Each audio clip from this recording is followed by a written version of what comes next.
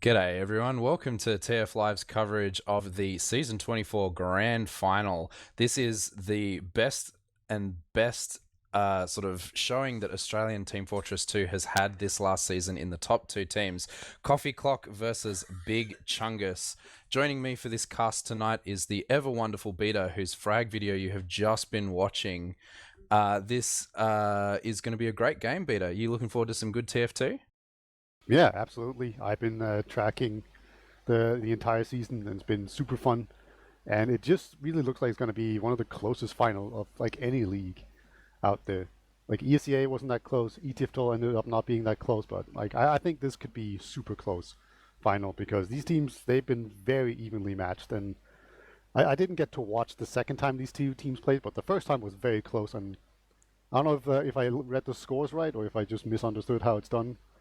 But was it like 2-1 on both maps in the second time they played, or was I all wrong on that one? It was very close both times. So the first time you're talking about was the sort of very last week of proper play where Big Chungus put up a huge showing and absolutely crushed Coffee Clock on quite a lot of these maps. And then when they met again in the upper page playoffs, Coffee Clock went right back with them and shut them down pretty quickly. It was a very close game, but they definitely showed a little bit of finesse in sort of turning them down a little bit and then pushing them down to the lower bracket finals. They had a fairly interesting game in the lower bracket finals to bring them back up. They beat Pineapple Towers fairly handily, I would say, to bring them back up to this grand final game that we're now going to see tonight. Yeah, and of course we also got two analysts actually to throw it to. I don't know if we're gonna do that. Just say hi to them in the pregame. I kind of feel like Yeah, we should. I reckon we'll do a little bit more talking and then hand over to our analysts. So our analysts tonight are the ever wonderful Elmo and Paulsen. G'day, how are you two doing? Wonderful. Now that Paulsen has arrived. I'm doing wonderful too. Fantastic. You got here just in the nick of time, just when we went live. We were not quite ready there, I feel, but yes, we are now live with the two of you. And I know both of you haven't really been playing too much this season, but have you guys been following along? The recent games that have been, and Paulsen's the secret coach and like quadruple agent of both teams, so I'm sure he knows what's happening. Yeah, I just the very last few games, I've actually come and basically eavesdropped on the team's comms every now and then. Hertz is the big noob, and he's been asking me for tips, and so is Cookie as well. So I've been actually quite intimately involved in the last few weeks, and man, I agree with you. This is probably the closest like grand final I've seen in a long time, probably since season 19, which is Jasmine against No Safe Word. That was very close as well, but they didn't It go to was- 5 maps. Yeah, it was 4 maps. Have Yeah. there been any 5 map ones in like Yeah. the last 10 seasons? Ego. When? Season Ego 15, yeah, Ego was a great right, that was game. within 10 And- seasons. Oh man, that was that was an exhausting night. So I feel Was for that these the no teams. Saudis?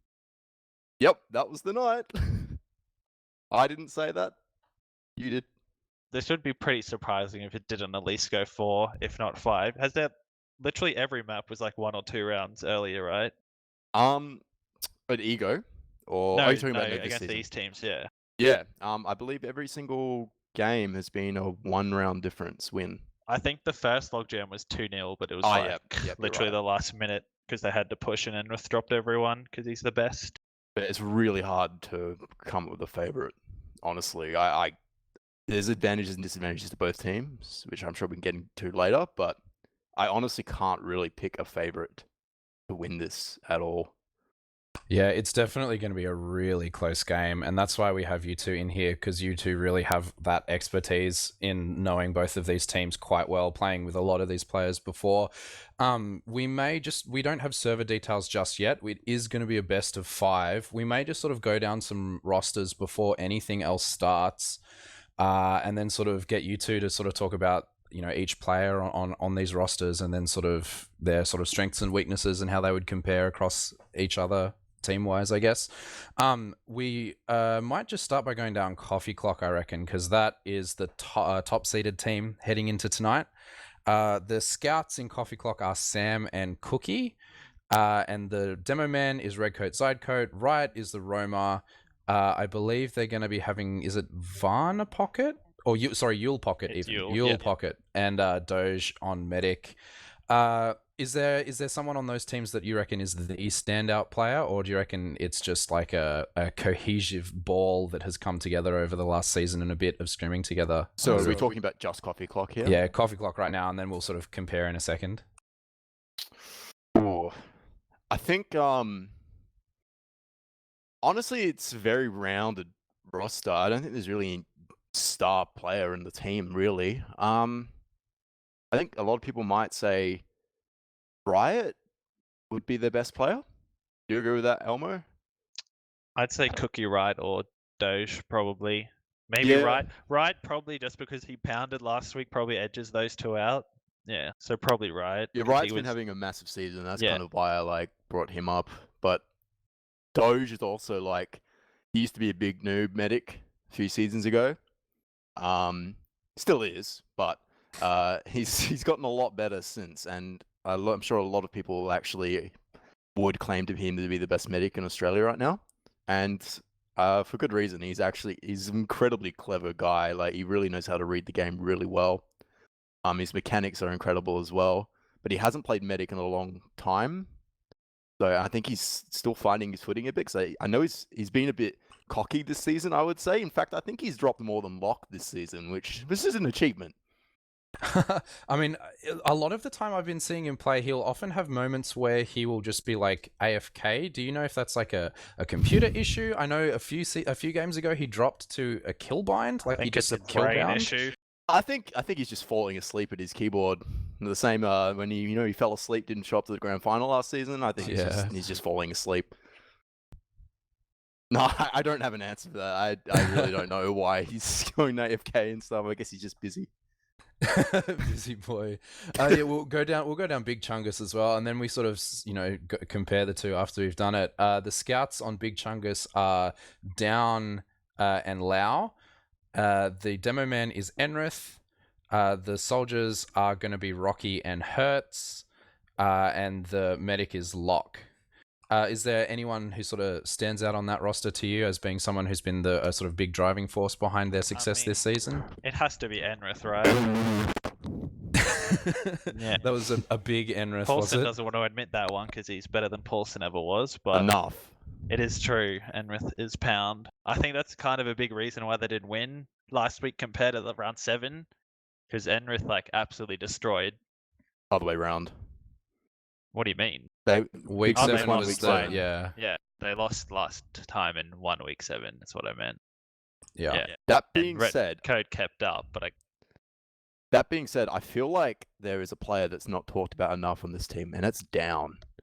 I feel like Down has had a huge season. I would agree with that completely. Down has been playing really well. Just casting the last few games, Down's been really, really impressive for me. Yeah. I mean, I guess it's probably because he plays Bitch Scout and no one likes Bitch Scout, so they Elmo- don't really get credit. Elmo's just mad at any combo scout because he gets dropped in every Uber he takes. So, but Down is, I feel like, possibly one of the most underrated players in Australia. Not to say that people don't think he's good, but as I said, I just think he's talked about enough. I think him and Enrith really are the driving force behind their team. That being said, Hertz is their main caller too. And Hertz does a lot of the setting up plays for these two players to go huge as well. Hertz is a very clever player, but yeah, I don't know. And we touching on their flank for a moment. Their flank is the one area I would put a question mark on Big Chungus, because these players. What would you think, Elmo? I mean, the thing is that they don't really do flank plays much, I don't think. The main strategy is just they double bomb, and then their other 4 just stay with their medic. So I feel like it doesn't really matter because they just play safe on the flank, and then they double bomb whenever they make plays. So it doesn't matter that much that they're weaker, if you know what I mean. Yeah. I think if you were really to compare the flanks between Big Chungus and Coffee Clock definitely has the experience side of playing on the flank. Whereas Riot and Sam have been playing flank for a long, long time at this point. Rocky's obviously been playing Roma every now and then since about season 19, but Rocky's always had a bit of a some problems playing Roma, as we've experienced in Jasmine, Yugi boys. First off, it was him not playing without heals. I mean, he's adapted to that just fine now. And I believe he's really worked out when to get his bomb timings correct. Like, he's a good roamer at this point. The only thing that's missing from him is he doesn't communicate with his team. I've noticed, because I've been seeing him in their comps. He just does not. There's a lot of times when he does not call when he's making plays, and that can really impact Big Chungus' ability to follow up on his plays. His rocket, like, compared to the other three in the server, he's not a Tempest gamer either. So like his rocket jumping kind of lets him down a fair amount compared to the rest. Like, he whiffs way more than they do, and it's like can't really do that in the grand final. And actual rockets too. Yeah, I mean he does headshot rocket, and the good old red coat on Granary when he's walking in a straight line does the Rocky special. But yeah, I do think Coffee Clock has an advantage on the flank purely from experience, because like Lau as well. Like Lau, this is the first season Lau's ever played in top prem as a combat scout, class, and Lau is possibly one of the best aimers in the country, but he, in his own words, still feels lost sometimes, doesn't know what to do. And it shows sometimes, but as you said, like, he's not really playing like well, that's probably one of the reasons why he doesn't play scout. Actual flank scout. Like, yeah, like Elmo. Yeah, it doesn't play haha XD retard scout. But like, yeah, I mean, when it works though, it works like really well. Like on Logjam, Lau destroyed with Enrith. Like, it was amazing. Like, he absolutely destroyed, because he has, like you said, he has good DM. Yep. Like, amazing DM. Yeah.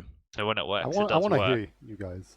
So we actually got a bunch of map picks and bans going on. So we still need the last pick, but the first ban was Coffee Clock banned Metalworks, and then Big Chungus banned Product, and then Coffee Clock picked Snakewater, and then Big Chungus picked Granary, Coffee Clock picked Process, and then we have Big Chungus picking Prolans, and then I'm just going to go ahead and assume it's going to be Golliwos last, but I don't know. What are you guys' thoughts on the map picks? One thing that I noticed right away is there is no logjam happening. It wasn't banned, but no one's picked logjam yet. What are your thoughts on that as well? It was actually like the least interesting game they've ever played, so they probably just were like beyond bored that they didn't want to play it again. Like, those would actually fall asleep through the grand final if they played it, and they don't want that They to could happen. still pick it. I just assumed Golliwos. Like, it's still up for grabs. The last pick hasn't been made. Yeah. I think they will pick Gully, speaking to them. I believe Gully's probably like, honestly, I think that's a good I could go idea, either though. way. Enrith's best map is Gully. Yeah, like, that's what I was thinking. Gully is an Enrith map. He will turn that around if they pick that. That being said, I do think people underestimate Redcoat as well. I feel like Redcoat's, and I'm gonna get lambasted by Big Chungus for saying this, but I feel like Redcoat, his best aspect is his DM. I think Redcoat actually has really good DM as demo. The thing that I think Enrith beats out on Redcoat sometimes is Redcoat's decision-making process. I think sometimes Redcoat might make some decisions or not be able to read the game as fast as or as far ahead as Enrith can sometimes, which it can be a big factor in playing demo, because as Elmo likes to say, all demo is shooting doorways, but the thing is, you need to know when to shoot those doorways sometimes, and I feel like Enrith is very, very good at reading the game. But my point is, I don't think you should count out Redcoat to perform like brilliantly on Gully as well. Yeah, I just feel like did Big Chungus pick it or Coffee Clock? Surely it was Coffee Clock's pick, right? No one's picked Gully yet. It's possibly the last pick. Or has it been picked? Yeah, it was Coffee Clock would have picked it. It would have been Coffee Clock. They're the last one to pick. Right? Yeah. Oh, okay. The graphic. I don't think that favors either team, to be honest. I'm I pretty sure both times feel they like played. it's people to think of it as an Enrith map, and every time we ever played him, I think we banned Gully last time we were versing Enrith just because you pounded on it. True. I guess that I do think the main difference last week though was Redcoat kept up with Enrith rather than getting destroyed. Yes, I completely agree. Like for the week 7 game, like Enrith like pounded, as you said, and Redcoat didn't really contest as well. And yeah, I agree. I think Redcoat has the potential to counterbalance the Enrith factor, you know. How do you feel that would like come into play on some of these more solid maps like maybe Snakewater, which is the first map tonight, do you reckon the Demo Man matchup is going to be more even there, or favouring Redcoat or Enrith? I feel like Snakewater is a pretty balanced class map. There's no real like as opposed to Gully where it's like very demo heavy. Yeah. Snakewater I'd say seems Badlands Redcoat would hate, and he's probably crying himself to sleep thinking about it. Oh, But I don't think any of the other maps they're really favoured that much between demos. That being said, I remember Redcoat getting a 500 DPM game against us on it was us? No, yes, it was us Elmo on Snakewater a while ago. So I don't know. Maybe Redcoat could be feeling confident going into that. Maybe I don't remember he that, watched so his it own didn't demo. happen. We had Doge Scout, so that's probably why. Ah, fair. Do you want to talk about medics? Yeah, we can talk about medics. So the comparison between those two is, of course, Locke versus Doge, and I think you touched on it a little bit before, but is there anything else you wanted to add about that? It'll be interesting to see Locke Ubers, because I feel like he still gets stuck in the trap of like, I have to Uber as late as possible, despite my whole team being dead and me and Down being on 3 health total. And then he Ubers and it doesn't work, or he drops. Like, if he doesn't do that, I think he's as good as Doge. He just needs to like get caught in that trap. Yeah, I think yeah, Locke has a bit of a reputation for dropping. I don't know if everyone remembers, but season 22, the 8 drop grand final, the Locktopus play, you know. I think Locke has actually, if I'm being honest, I think Locke has actually been playing a lot better this season. Yeah, he's actually been playing really well the past few officials. I don't really think he's dropped that much. As I said, I think Doge has actually dropped more than Locke did. Yeah, I think it's just that he holds too long still. Yeah, and players die around him. I think that's, yeah, I agree with you there. I think, I don't know, I think before the past few weeks, I would have given the edge to Doge, but these days, for what I've seen, I don't know. I feel like both medics are very close. Yeah, I think Doge's spirit was broken when he murked for us and dropped 4 times on Snake. Hasn't been the same since. But yeah, I mean, I think it's similar. Yeah, is there, so heading in towards the next map, like say Granary, do you reckon it's going to be much more soldier heavy? Like one thing that I notice Big Chungus always does is this double soldier aggression between Hertz and Rocky that is like very well coordinated and usually gets a lot. Is that going to be more effective on a map like say Granary? It's or actually, I still think double soldier bomb into Death Corner is still the best grand mid, and it always has been. Like ONS actually pounded everyone with it, and no one could stop it. Like the only good way to stop it is to do the same thing. I was speaking to Sam earlier, because I've been trying to get good at Scout recently. Trying. Yeah, not working out well that Shut one. up. I mean, yeah, and I recently merked against Big Chungus playing on the flank, and so obviously Sam's their flank scout, and Sam watched it. I think it was getting streamed by TJ or something, and I was talking to him after, and he was saying playing against Big Chungus as flank scout is possibly one of the most saddest things you could ever do, purely because of how aggressive their soldiers are. Their soldiers are they're definitely the most aggressive duo in the country right now, and it's terrifying to play as scout. And I think that coupled with the fact that Granary is not typically a strong scout map, it might actually, I do think Granary is going to favor Big Chungus, because you could argue that the scouts are the biggest like advantage that Coffee Clock has over Big Chungus. So I do think Granary is definitely going to go in the favor of Hertz's team. I feel like mid, if Coffee Clock haven't And we're figured going live, something out better, so make it quick. yeah, if they haven't figured anything out better, they'll lose. But Sam, I reckon, can bully Rocky still. Like he pounded Soul doing it. Sure, I'll just take us through this first mid because we have just arrived. Both demos have just got to this first mid. Enrith being a tiny bit faster than Redcoat, but both are choosing to go different ways. The soldiers are starting to get a little bit aggressive. Rocky is going forward and Enrith is walking across the point from this big damage by Hertz and Rocky here. And Cookie is getting absolutely farmed in mid-air. And it's just Doge running for his life at the end of that very first mid in what was very, very convincing play, Beta. Yeah, it was only Riot that jumped across mid for his team, and then there was just this double soldier bomb coming out immediately just onto the house, and I think it was Hertz that just stood on the enemy team's house and he just shot rockets down, and you can't just let a rock soldier get in there. They're actually going to put the uber advantage right now. So they get in here. Doge is on about 85%. They're going to put time on the point immediately. The scout's going to jump onto it. They haven't actually focused him down, so they have managed to actually block this. It's so close, and he barely gets Uber to fight it off. Yeah, that was really close. He made that decision to fight out with his team rather than playing safe in spawn, and that really is what won them that, as he knew he was going to get the Uber just as he engaged with those players, and it's just down running for his life on 12 health, and Enrith is like, so no, down is actually dying behind. Sorry, I didn't see that. But the point is being capped already by Sam and his pocket partner Yule jumping forward there as well. And this is reset to still be ad on the favor of Doge here, as Locke did die in that fight as they lost that last push. He died pretty early on, which is actually a good thing sometimes. Means you can spawn earlier, and now it's not really a sizable Uber advantage that they have to deal with.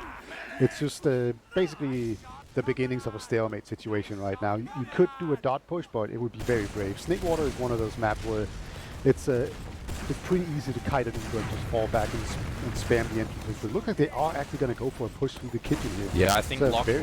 knew that.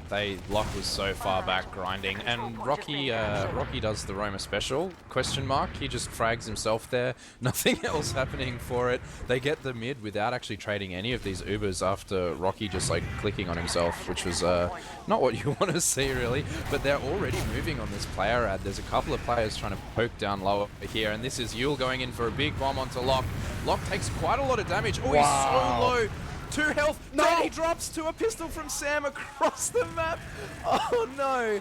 Oh no, that was some really nice coordinated play from their scout there, just to spam that after eating some really nice rockets from Yule. That is a great bomb from him. Here.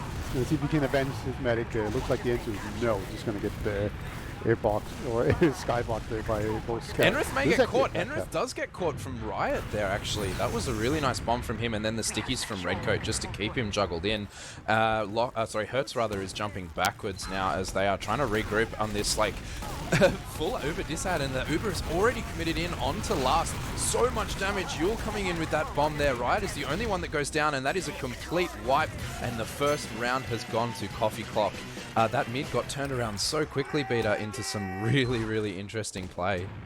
There's some very aggressive pushing going in there from both teams, right? Like they both dot pushed basically, and it didn't really work out too well for either team. Well, they didn't like decisively win anything, but at the very end there, that fight was just so decisively in favor of Coffee Clock. So they're going to take the first round 1-0. Yeah, and we are heading into this next mid. Enrith doing quite a little bit of damage with his stickies here, as he is managing to walk quite aggressively across the point, holding hands with his scout there. But it is Hertz and Rocky in the soldier bomb there as they go forward that do lose their lives, and they just opt to fall back after losing both of their soldiers, leaving one scout to cap on the side of red team. Down is capping, not down, Sam is capping there rather, and it is now Cookie moving forward into this second point. Really aggressive soldiers, Yule and Riot doing quite a lot of work. Lau does manage to stay just that little bit longer, and they all clean them up. They clean them up quite handily actually into their own lobby. They do look like they're going to lose this second point for it, but they're in a really good position to re-push now, Peter. Yeah, they are one person down, which is very sketchy. It looks like Hertz is just kind of trying to go for some sort of play. I'm not quite sure what he was looking for there, but he's going to go down, and there's actually still 2-1 player down, and like that was really smart. That trap from Enrith was immense. Getting their demo man as he wasn't looking at that trap. It was a really, really aggressive trap right above that shutter. I don't think they expected it to be there. Yeah. Just to talk about the middle for a little bit, we do have some pressure, but I don't think they're going to be able to do much here. Like, it was a really smart adjustment coming in from Coffee Clock on that middle. Like last time around, Riot went in super early. This time around, no soldier jumped at all. They just stood back, all of them, absorbed the double soldier bomb in, and then they could re-push over mid. And then they had a 2-man advantage, and just snowballed that into second as well, and just took the fight. Like just a straight up fight, because they had 2 more people, and like any soldiers that came in would be respawners, and when soldiers come in as respawners, they're usually not very healthy. So it's just really solid play right here, and looks like things have just normalized a little bit. They have spotted where Locke is standing. He's doing the forward hold. And yeah, he was standing inside a dispenser there, and unfortunately the dispenser got destroyed. Mini medic down. Unfortunately. Cookie's going to try and see if he can go in there. He might just be sacking to go sniper, we'll see. He was maybe just trying to get onto the demo man as well. The demo man's actually getting super weak, and so is Hertz on 5 HP. Just running around with the skill stick, but he gets out of there. No, never mind. He will eventually get pelted down. Yeah, I'm curious to see what the Cookie's going to do. He is going to go snipe. Alright, that makes sense. Yeah, this gun was destroyed just before from Lau, and he seems to be putting it up in exactly the same position, so hopefully his team is playing around that a little bit and not letting anyone spam that from lower, because it was so easily spammed. As you say, Cookie is up on that sniper. We see no sniper off-class on the other team. They're just going to sort of spot it out. I think they'll expect it. Like, they understand that much, that there's definitely going to be sniping in this situation. Yeah, this is a position we saw a lot in the final rounds of ET12. That sentry spot, it counters the sniper peeking out of the door on the left side and on the drop down as well, right? So that means that you just have to worry about bottom, which this gun kind of counters. Well, at least like you'll get shot at. I sort of can still spam it out, so you need to have some eyes on it, and then on the right side, the medic can just heal everyone, and they can stand on the railing and just generally have a lot of people close. Looks like we actually are going to see a soldier go down very weak here, but it's very difficult for a sniper to actually be able to peek anything here. So this is a very nice position. I was just going to say they're not giving him the chance to hit any shots, but Hertz jumps forward just to deny that and gets absolutely domed from Cookie there. That was a really good shot. The gun from Lau does go down as well, only just being rebuilt now in the exact same spot. Rocky doing a good job of denying that upper area, but he's being pressured really, really hard from all directions. Does a lot of damage to Yule, but he's getting a lot of damage dealt to him by Redcoat in return. He's forced to back all the way off, and in this confusion, the Cookie has taken all the ground on the right side, and they are just sort of cycling this with Hertz just coming back up again. But this is looking like, you know, they can just keep throwing Cookie at this choke point until eventually he hits a more critical shot than just a soldier beater. It's worth noting that you can see the gun can actually be spammed from lower. Yeah. Like, I think he's actually putting his gun too far to the left because it can get spammed both from the shutter door and from bottom. If you put it a little bit further to the right, it will still shoot at the drop down. Like, it has a really ridiculous range, it seems like. And yeah, you can see it just keeps getting spammed down. Yeah, it's been like killed like 3 or 4 times, and he just keeps putting it in the same spot. Oh, he does get a frag though. There we go. He gets Yule, and he's now moved it back all the way back to the point right now, and it's sort of holding much more passively. But they're trying to take a lot of ground in this lobby point here, and the soldier is jumping through drop down. It's Rocky. Looks like he's going to get caught. Yeah, not sure if he ran out of ammo or just knew he was caught there, but Down and Rocky both losing their life in that failed push out. Riot spawn has come up now. Doge hasn't used. Oh, that was such a good milk from Doge as he just eats that last sticky. But looks like he's got no health here, and they do actually forced to back out a little bit there. Sam loses his life. The sniper is still up on Cookie, but these Ubers are kind of resetting just the same way that they were beater. Yeah, they definitely just went in to get the exchange there, but Doge, he went so weak, and then he kind of dropped down, which was sort of weird because his scout went back out where he came from, and then he was just so far in Doge that he had to go out through bottom, so he dropped that scout. So they kind of lost the man advantage in that push. But like, as long as they have this sniper, they should be kind of fine. You can just put your sniper really far back, and it's very uncomfortable to push into. So you can see they're just trying to just come up with all sort of different ways to make this work. And we've got a new sentry spot. I don't think I've ever seen this one. Like, that just seems so bad because it's so far back and easy to spam, but right on top of it. Yeah, I think he just got tired of it being spammed from unders, so he's sort of trying a slightly harder spot. But yeah, as you say, this sniper, he's kind of just poking all these different angles. He's watching under right now, seeing if anyone is going to sort of peek that. But Rocky, I think, is smarter than that. He knows that there's a sniper there. He's spamming it from up top. Hertz is going to try his luck, though. Yeah, Hertz is spamming him out, but there's actually 2 soldiers down there too, so there's a little bit of damage exchange going around right now as they're sort of poking and prodding, seeing if they can find. Walking up behind them, they haven't spotted him. Okay, they just barely spot him. Oh, he does win the duel against Cookie and Yule. Oh, wow. Big play from her, just sneaking his way in there when they weren't looking. Just getting punished for not having anyone watch the bottom for a while there. Look like Rocky's gonna Doge is gonna. Oh, that was a huge surf from Doge as I believe that was Rocky bombing in there. Doge so nearly dropped to full damage there. You can never tell with the sort of RNG that his full damage. He went so high and was quite low. He could have dropped to full damage, but he didn't. So now that push out has been thwarted, and they're kind of resetting exactly the same way now. Indeed, we don't have a sniper anymore. Cookie's back on scout, and we have seen a couple of times where they've had pretty good success with just pushing very aggressively on the right side because there's no heals on the right side, you know. So they've been really good at just abusing that. And you can see they're taking fights right now, and both these soldiers, they're not really taking damage right now, but if they do take damage... Oh, they will Riot not gets get hit. all the way in. Oh, that dispenser saving Yule from... saving Locke, rather, from all of that damage. Yeah, That's it's zero damage. hilarious. It's disgusting. Yeah. Actually, man, I wonder how many of their points are just destroying sentries. Gonna be so many. Hurt's gonna try to make a play.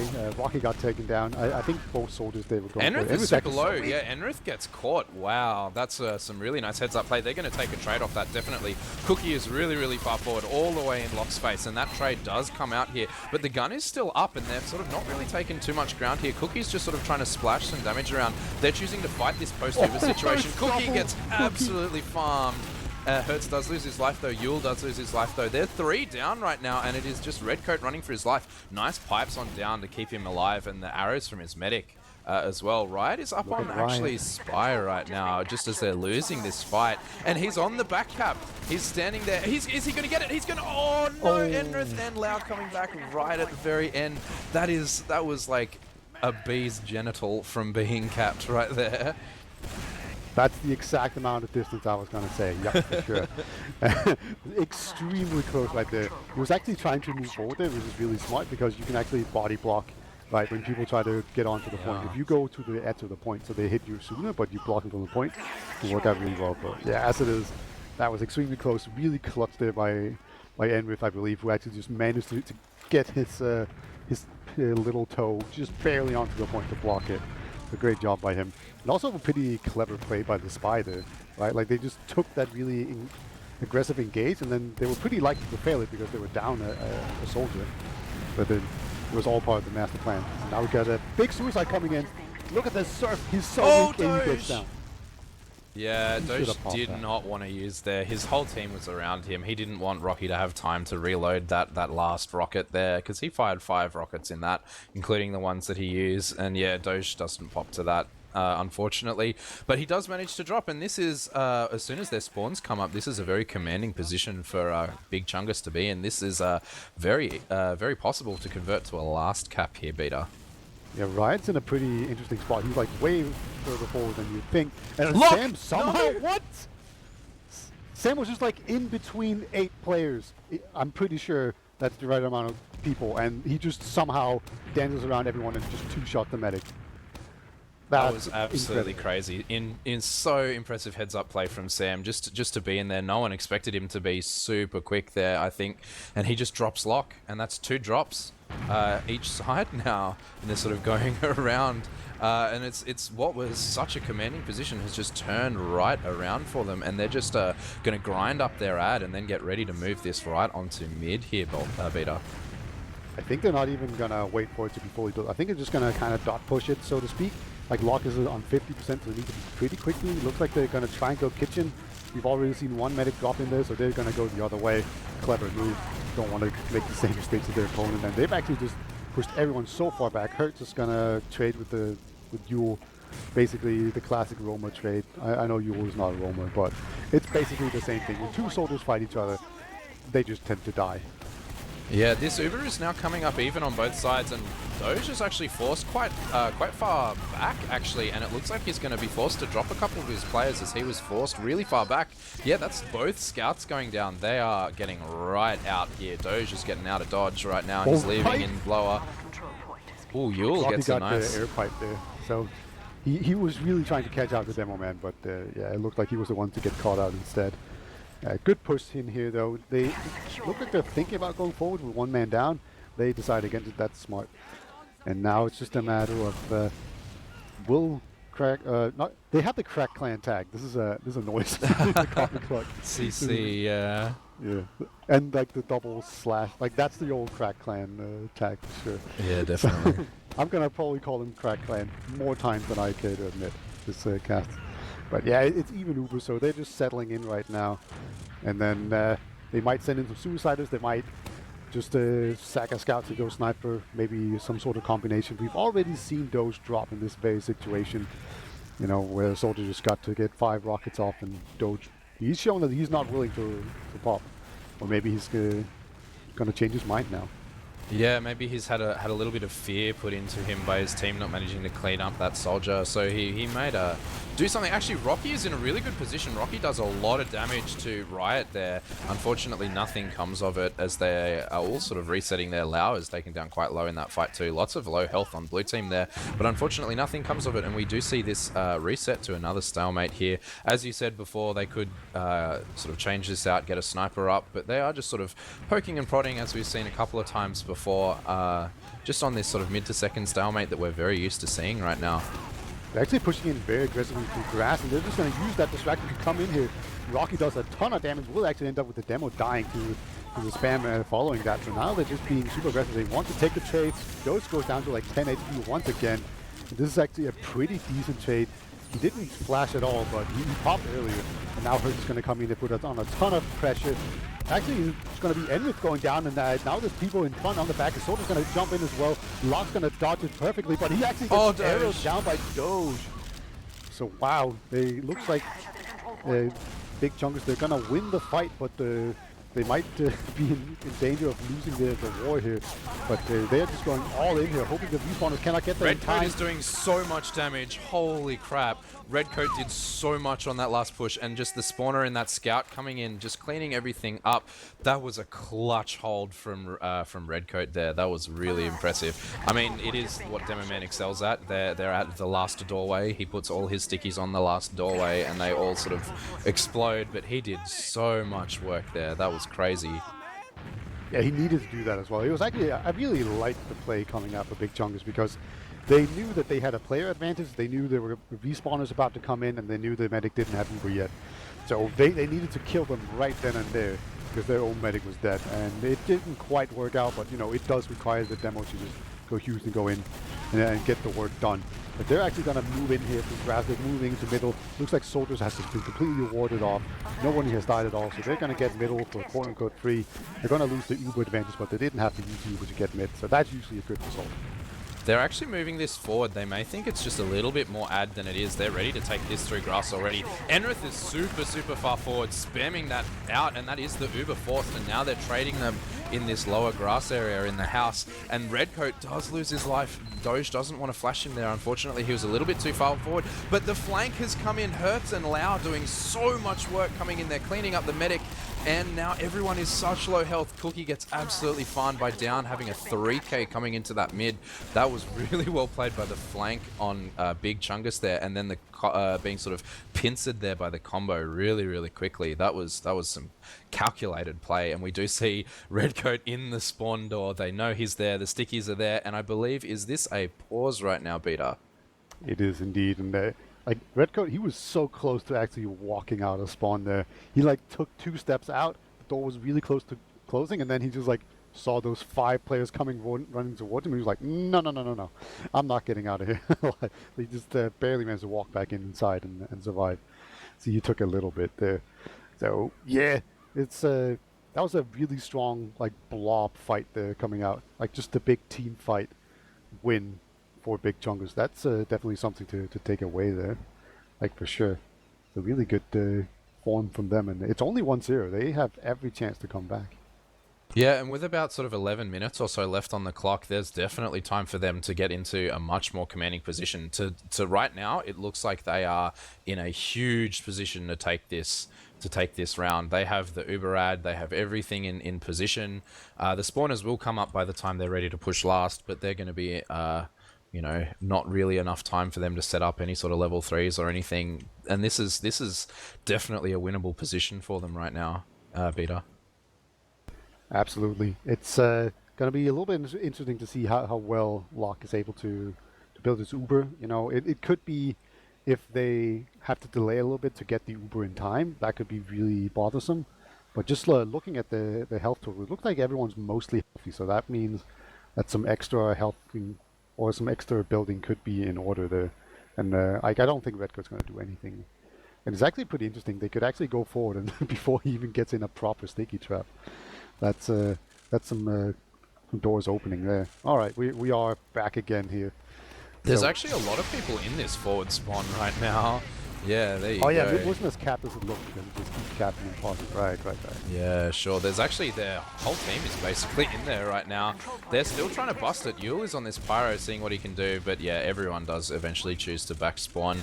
And they do lose this. There's one sentry gun going up and one Putus on the other side. They are ready to fight this the best that they can. But this Uber is now coming up pretty quickly. Yeah, and it is used in through the lower point there. Gun just going down. Sam is still like full health basically. There's no damage coming in onto him. He's only now just been taken down low by Lau. That's Lau getting the finishing frag here. Rocky is jumping around and looks like if some arrows are going to be hit here onto Yule, yeah, and that is a failed last push. Unfortunately, they don't manage to convert that one, Beta, in what was such a commanding position for them. What happened? It's really unfortunate. It looked like they were just kind of a bit too scatterbrained there. Like they didn't get time on the point. They didn't go up. Oh my god. Nice surf coming out there from Doge. Just barely dodging those rockets. Hurts. He tends to hit those, but he didn't this time around. So that was close. But yeah, there was like there's some soldiers that managed to sneak behind. So people kind of spread out to try and deal with them, and then they didn't put time on the point, and they didn't focus down the heavy quickly enough, and then the respawners came in. So just they tried to do a lot of things, and they ended up doing everything poorly. And now we're going to see we push into middle here. There is a slight Uber advantage. Hurts will go down. I think he was looking for the medic pick, but the medic was actually in kitchen. Just way out of sight of him there. So it is going to be a mid for an Uber advantage exchange here again. So this is probably the position we've been in the most, where both teams have an Uber and we're set up here in second. And this time around it's Locke that's going to be on second. And this soldier is coming in. Oh my god, Riot! Wow. That was such a good jump. Just Tempest straight Gamer onto the Riot, that was huge. He uses all of his thousands of hours on jump vampires to come in there and like absolutely farm him there. And it looks like Doge is in a position where he could get forced too. Oh, he's standing behind his team. That was, yeah, really clutch of Doge not to use there. He was taken down pretty low in that fight. But now they're just taking this for free, and this is their round to win now. It's completely reversed. Somehow they seem to just always be able to come back and dig themselves out of these giant holes that they managed to find themselves in. They're pushing in here. There are two players up. They have an Uber advantage. They've got a scout on the point. Hertz is actually behind them right now, jumping in on really low health, not managing to get anything done. And Doge is standing on the point. They're not stopping. That is 2 rounds up right now. This is yeah, just like their ability to regroup after these fights is so much better on the side of Coffee Clock at the moment, and that's led them to be 2 rounds up right now, Beta. Yeah, we saw them immediately put time on the point, and that's essentially what ended up winning them. That they also didn't have to pop in with help going in here. So it's 2-0 now. It's still 8 minutes remaining, so plenty of time for Big Chungus to come back. But Coffee Clock definitely in a commanding position. Oh, and that's some soldier bombs in, not going the way of blue team right there. Riot is losing his life too, as he jumped forward and did a lot of damage to Enrith there, but they managed to keep him alive. But they do opt to just back out, losing those 2 soldiers to only the 1 on the other team. And red team is ready to take this. They're all the way through lower grass area already, and the soldier in Yule is jumping so far forward. Unfortunately, he doesn't manage to get the frag on lock there right in the end, and they choose to just back out and reset just a little bit, as Hertz is actually in a position where he can jump in really aggressively too through this upper lobby area. He's just choosing to spam it though, because he can see that Sam is going to be on the anti-air brigade here.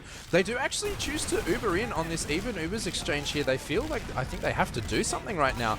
Oh, they do lose Hertz there as they're trying to drop out of this window area. Their medic is still alive right now. Cookie is behind, doing a lot of damage to Enrith. Enrith does die. Lau does do that in the end, but Down is traded out almost exactly the same way. That Uber exchange was a little bit hopeful, I feel, Vita, there. I'm not sure what they quite expected to happen there. I think the scout just kind of missed a bunch of the shots on the demo man, and the demo man also did a good job of just kind of surfing the scout shots away. So the Uber just ended up being so much better for Coffee Clock. And then they just rode that out. It was a really well executed Uber from Doge. Like just milked it for as long as possible, then held it onto one person, and then as soon as the enemy Uber ended, he just lashed onto a scout, and he just took it in really aggressively. So very well done by him. We are actually going to see a push out, another hopeful push out on even Uber right now. And Enver has actually gone down to Cookie, and this is looking really bad right now are big chungus heroes. Yeah, it's just Lock. He's on enough Uber percentage that if he hits that saw, he can do it. But unfortunately, that just his whole team dying around him couldn't really do anything about it. And that's 3 rounds down. This is their map pick, so it's something that they would expect it to do well on. But there's about 5 minutes left. I feel that the desperation is starting to set in a little bit on the side of Big Chungus here, as they're trying to get something to happen, but it's just not working out for them. Yeah, Covercock, so far this game, they've been really good at just absorbing aggression, and now we see the double sorted bomb in. Can that be absorbed as well? Looks like it's not the most clean absorption of the aggression coming out here. Like, we see definitely Big Chungus, they have all the positioning right now, but they have lost quite a lot of players as well. They're actually 1 person down. Sorta comes in from behind. Riot takes down 2 players. Riot is so huge. Riot just won that mid after they were taken down so low and lost all of their positioning. Riot jumps in, gets 2 super quick frags, including Enrith there, and that is a huge mid from Riot there. It really looked like it was going to go in favor of Big Chungus there. They did have all the positioning, and if they can just catch everyone in that doorway, it's fine. But yeah, that flank from the soldier comes in. Looks like another very aggressive push out here. Looks like Riot's going to get a nice little air shot onto Hertz. Now it's just an Uber exchange in lobby, and it's going to be just a single scout against a lot of other players. Means that they flash a lot. Down is kind of caught out. He's somehow not dead. Picks up a medkit and but the point already. Around. Cookie and the soldier are back behind already. They just leaked behind.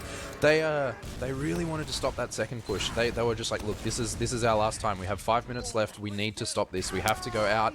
And then all of a sudden they were getting back capped because they couldn't manage to stop that second thing. And now it is 4-0 with about 4:20 left on the clock. I feel like it's such a misrepresentation of this game for it to be 4-0 going into this middle. I can see a double sorted bomb coming out here from Coffee immediately with a scout even in here, and it has done a lot of damage. This is just a nuke in the enemy choke. Both sorters are still alive somehow, and we will eventually manage to pick off one of them. And somehow everyone has just exploded. Hertz is on like 2 HP. He's going to get eventually taken down here by Cookie. So it's going to be Cookie and a medic against a demo man and a scout. And like, if you're fun, you take this fight, but they're so far ahead. It looks like they're just going to build Uber instead. Yeah, I feel like they definitely would have known that Enrith was low, and I reckon that fight could have been won against both of them if his medic had committed too, but they're just taking the safe play and going to repush with this Uber out and their whole team, I reckon. I mean, it's smart play when you're ahead like this. You technically can't lose at this point, but I mean, why start not being perfect when you're in the final? Like, might as well just give these guys a lesson in how to play a safe TF2 and just make it feel like it's completely unwinnable. We actually have Hertz on the spy. He's gonna proceed to immediately eat a rocket and go down to 87 health. I don't think anyone saw it. It looks like he's managed to get behind. Doge can like see him though. I feel like they're aware. There may be like a tiny bit of BM going even, because they have their Uber ad up and they're telling the other team to push. Now this Uber has come up on both teams and the spy has gone down. They're going in for the trade right now. Down is getting juggled quite heavily. He does manage to get Redcoat though, but this Uber has been milked so well. Oh, good positioning as well, actually, from the soldier of, I believe that was Yule, doing quite a lot of damage there. Lock is down super low, and it's just, Cookie is fragging him too with that pistol out. Hertz is going to see what he can do, but he's going to change his mind very quickly. Oh, Lau gets absolutely farmed by Cookie. This is Cookie Cam right now. He's doing so much work.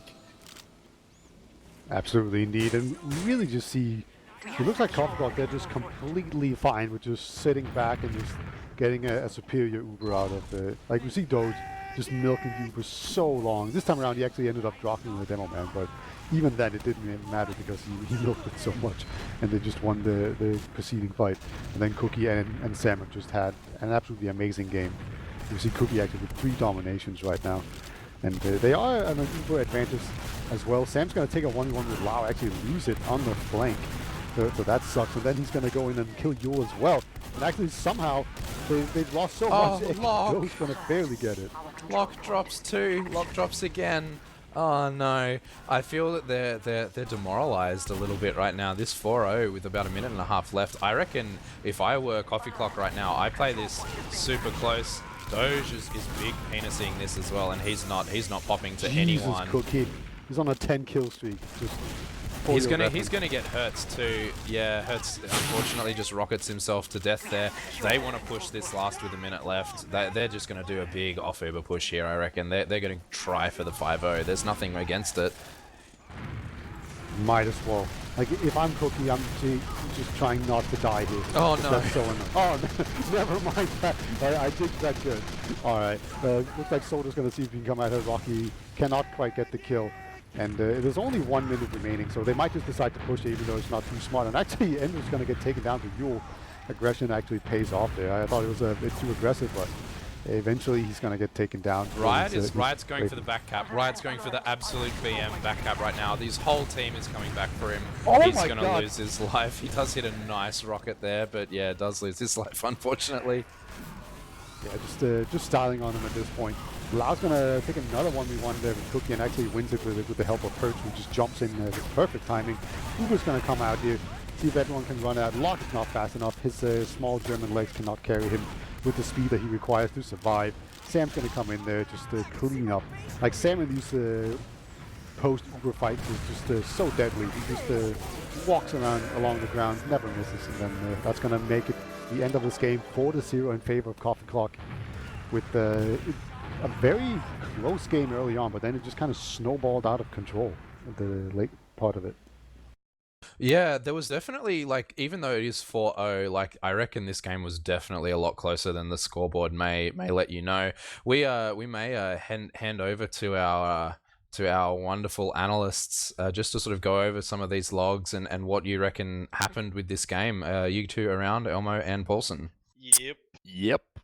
Hello. Cool. Do you guys First have thing logs is- in front of you, or do you want to just talk Yep. about it first? Nah.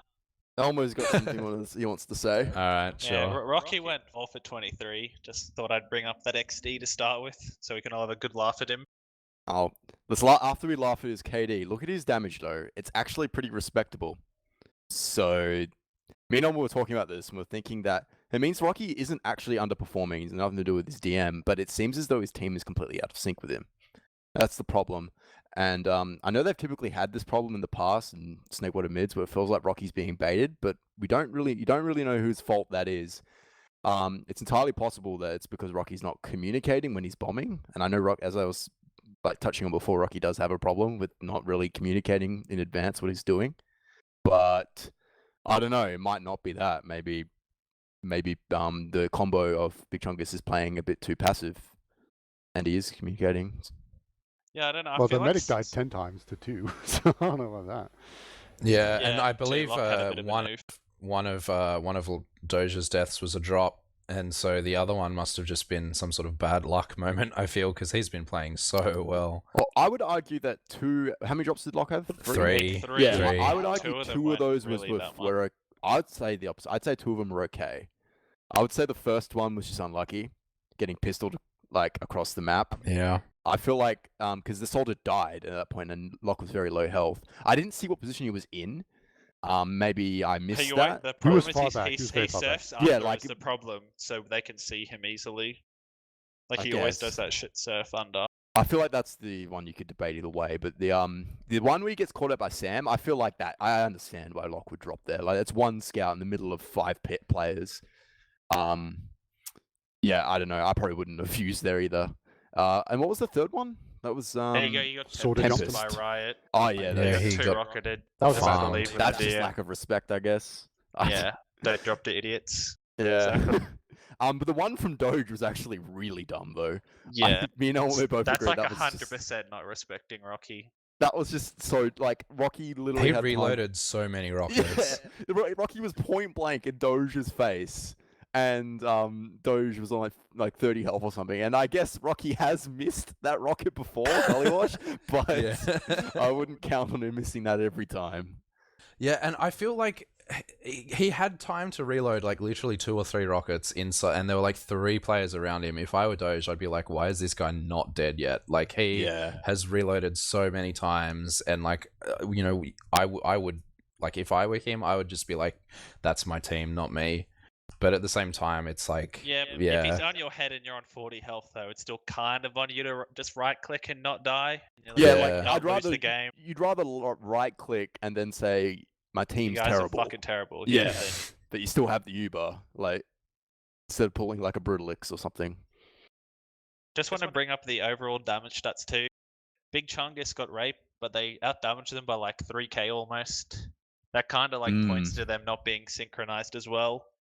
A lot Yeah, of that's just Rocky being permadead, but it's like if you do 3k more damage, you shouldn't be losing 4-0 and having 20 less kills or whatever it was, you know? Yeah, it's 90 kills versus 70 kills. Like, it is, yeah, a severe kill difference with them dealing 3k more damage. Down had a bit of a underperforming game as well. Compared to Cookie. Lau and Cookie, yeah, like their whole team was kind of like the other people just survived, and then Cookie cleaned up a lot. Yep. It seemed, yeah. That was like because Cookie had basically all their kills, and he took all the Ubers and everything. So I think the rest of the team did a good job of just not dying. The stats make sense because like Enrith and Hertz went big, so it tells me that they were like that's why their damage output is so high for the team. So it seemed just like Big Chungus's ability to clean up on damage just wasn't there. I feel like a big part of that was Down's underperformance and the lack of synchronization with Rocky. I think that's probably basically. That's the way talking about it before, like with Lau on flank scout, like he's not really with Rocky ever, so Rocky kind of always just povo bombs.